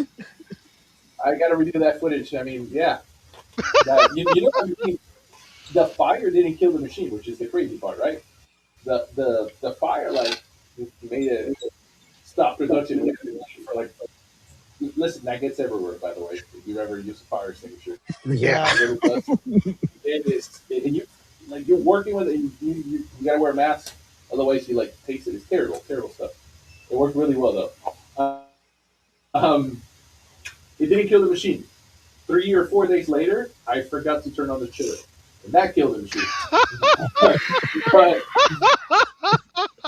but and I'm not convinced that it was me. I still think you just really wanted it dead. You may have done something there to the wiring there, something really bad. Um, but yeah, now a tube is on the way, and hopefully we get it running again this week, next week, or something like that. Fire extinguishers are nasty things, boy. You They know, are. what doesn't matter what kind of. I walked into a Helion fire extinguisher one oh, day at work. They were putting out Oops.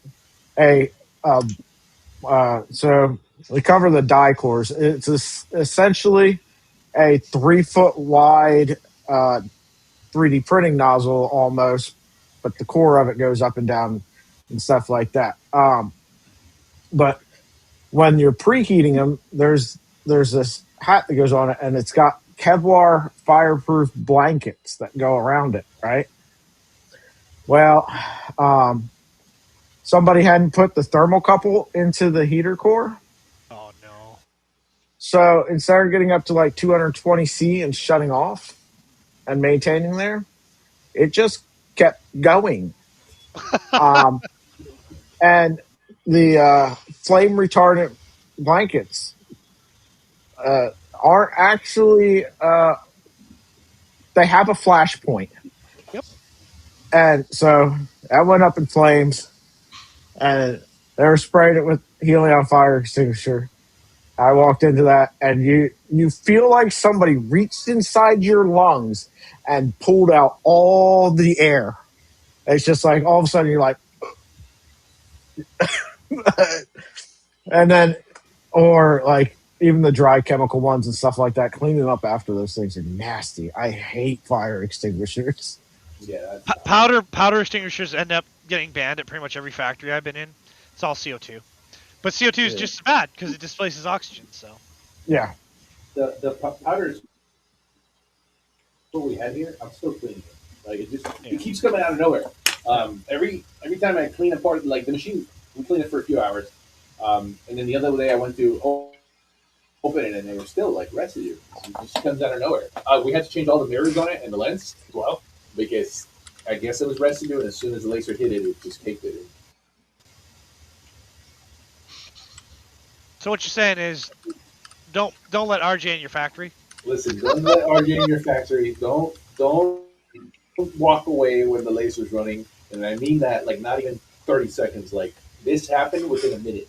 He walked Wow. from the back to the front to deliver the panels that he just finished cutting, and he was talking to someone. I walk out, and they're like, "Oh, it really smells this time." And I run like, well, I didn't run. I walked to it, Yeah. and when I saw it, I was like, "Oh, okay, yeah." Nobody expected that to happen. I mean, it's something we use every day almost. So. Either RJ muted himself or somebody muted him, so he can't rebuttal. That's good. Listen, you me? Maybe he just has no retort. Maybe he did mess with the laser. Yeah, maybe he feels guilty. That's okay. But Listen, you're I was invited. talking today. In Discord chat, and saying, the reason why I like really enjoy having, you, Dan, I'd like to have Chris on at some point. Talking with you guys is you guys are still makers, right? Yeah, you have a business, but in the maker world, but you guys are still makers. You guys still have a passion for this, and that shows in your customer service, the products you offer, your involvement in the community, and there's a lot of hobbies out there that just do not have that as a resource, right? Where there's no vendors in the community that have a passion for it. They're just there to make money, and It's rare that's something. that we have a few of them, right? It's really quite Yeah. nice. Like even with each other, like we a lot of times help each other when because everybody messes up and nobody wants their orders canceled, right? So whenever we discount, I go, hey, you happen to have one of these, and we make it work because ultimately it's for you guys, right? Yeah. You just got to keep the lights on and make enough to live. You make my heart so happy, man. Now, see, because I've been trying to avoid going to Florida, and now I'm just getting more and more reasons. But you should come to Florida. You're killing Okay. me, man. Listen, Okay, I gotta actually ask. do orders. I gotta ask this question because I thought, just out of memory, the other day I was talking to the old lady in the car. I thought you guys were in Twin Pines, Florida. Is that right? Pembroke Pines, yeah. So I typed in. I thought you guys were over by Miami, and I typed in Twin Pines, and it's over by Tampa. So I wasn't sure if maybe I was misremembering. Yeah, Pembroke Pines is it's like 20 minutes from Miami. So 30 minutes from now. Okay. So I was right with Miami. I was just wrong with the name. Yeah, the Twin Pines I've never heard of, so I imagine it's up there. You sure you didn't mean Twin Peaks? No, it's just like a little town That's or across the something street from right outside of Tampa or something. Speaking Is of, there a log lady there? And Jeep Park. Jesus. I got one last question for you, Hector. What is your favorite project you've ever done? Ooh, that's a good one. these types of questions are hard, right? Because it changes. Um, that I built, like, honestly, when I was putting together the 2.4, uh, it was a blue and black or a teal and black 2.4 350. I have pictures of my kid, by the way, my newborn kid, like inside that machine, because she crawled in there. But yeah, anyways, yeah, that was one of my favorite things to put together. I did all the mechanics of that machine, and then got too busy and sold it before I finished it. But seeing how clever um, RCF was, or whoever designed the part for it, um, and how they fit together, and it all works together, and it makes the best use of plastic for the gantry in a certain area. That was one of my favorite projects to put together. The V0 was interesting, but my hands are way too big for that machine. You know, and loading the nuts. Oh man, 15, 15, no more 15, 15 projects with me. 2020 and up. I think we all feel like that as soon as we build the first one. And I love small printers. I just don't like 15, 15. I hate it, but I still so want to build a salad fork. I've got the Micron. I really want the salad fork. And Jerry, yeah, the Solid Fork 180, the Plus or the 185 one, yeah, that's the one to build. But still, if it was 2020, it may be even better. Maybe there's Yeah. stuff there. I think Steven. there's a 2020 printer that is small like the salad fork, It's tiny. uh, but it's 2020. I can't remember what it's called. Printers for Ants has it. They have both a 2020 version of the Salad Fork and the V2. There you go. The smaller versions of them, but with 2020 Yeah. extrusions. Yes. I'm with you, Hector, 100% on those 15 extrusions. Yeah. And then you tighten it together, and sometimes it just doesn't quite, like, it pulls through. I don't know. My That being Micron said, likes to eat itself. I may say that, right? But I do have 3 or 4 of them. Like, I own a lot of V0s, um, in different colors because they're like, I don't know, they recreate, they just reproduce. They do. The tiny printers are like that because they're so small. It's like, oh, just get another one, and then it's really fast for heating and building stuff. Um, like the door is tiny and everything's tiny. I wouldn't build anything smaller than the 185 now. Yeah. Things are just getting bigger. Like all the prints are getting bigger. Um, like we have the Venture Excel 600 millimeter, and then that 800 millimeter one over there. We even have a sign printer here now that's 1200 by 800, something like that. It's a huge bed. Yeah. I I really want to venture. Um, I need a venture because I want to I build. like that. I need a Venture. I do, right?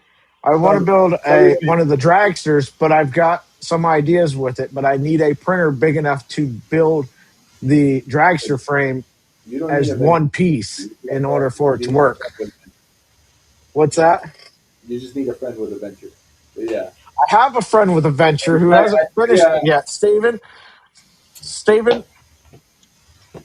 Um, but yeah, so I'm just patiently waiting for a frame to show up, you know, or a kit minus the electronics because you had to send somebody the electronics out of another kit on a Yeah. fire sale. Funny you mentioned it. There is one in the back. Talk to me. It's in my back pocket. No, but I do have one back there with minimal pieces missing. Yeah, because I don't need the electronics. I've got electronics. Listen, you don't need and you may not want the electronics either. I I know. was going to say all ventures should be sold without electronics. Apparently, But the rest of the parts, like the frame, is really nice. The rails are actually quite nice on it too. The motor is no complaint. Just the electronic, the way they did the CAN bus on that um, screen, and it's all integrated and it kind of all works together. It wouldn't have been my choice, right? I would have gone with more traditional setup, but it's an easy fix, And other than that, it works pretty well. You could probably sit on that gantry and it won't move. By the way, it's like that gear set that I had is insane. See, I want to put the classifieds that I got from you that went on the Trident came off when I'm putting on the Ouroboros, and the Leviathan came out of there. So I've got that covered. I've got EBB 36 Gen 2 board that I told you not to send me that you sent me anyway. And so listen, that's going to make you build another printer. So, it worked out. So I've got the electronic side of it covered. I just need everything else, Yeah. Well, I have a frame and rails and belts and motors, and I don't know what And else. beds. And then kids, yeah. I'm just not sure I want to part with it just yet, but soon. But I know who to talk to now. Yep. I tried to get Fizek to send me one, and I got no response at all back. So I'm just going to pretend that it accidentally went to their spam folder, Not that they didn't want to send me one. Honestly, if anybody was going to give their printer a fair shake, it was going to be me. Well, they don't always want them to have a fair shake. No, but so everybody else that built one of those machines dogged it. They built it as it was out of the box with their electronics and complained about how bad it was. Whoa. I was the one guy who wanted to build the machine and say, what can this machine do? Not, what is it on their part, right? And I think that the frame, the beds, all that other stuff is really sound. They just happened to put bad electronics in their kit and then got blasted for it. And whether that's fair or not, is up to you to decide. But the H36 is actually a pretty good full head. When you get it running, right? The high temp version and all that, yeah. Like we have users that have it running and no complaints about it. We do have the occasional one that's dead, but that happens. It's just I think that's my problem with the H36 is I just got a bad one. Is I've talked to quite a few people that have them now and have no issues. I think I just got a bad one. Yeah, it's definitely possible, and I'm sure we can help you with that. You did. You sent me an EBB 36 Gen 2 board when I told you not to. Yeah, no, I did. I did not do such thing. Let's not. Yeah, let's switch the topic. But yeah, I forgot where I was going. Listen, by this time, my ADHD is full blown. It's all right. We're at 2 hours. We normally try to keep it there so that it's consistent for the audience, so the old lady doesn't yell at me too much, and so everybody can get the dinner. Sorry, I didn't hear that. What happened? Oh, I said she ordered the old lady where he took his car once. My daughter went to a Valentine's Day dance, so she had to go pick her up. Oh. No, the old lady went and picked her up. Okay. Yeah. So they were coming back from She was going to hit him when she came back. Yeah, she was trying to. She was trying to sneak up on me, hoping I wouldn't notice.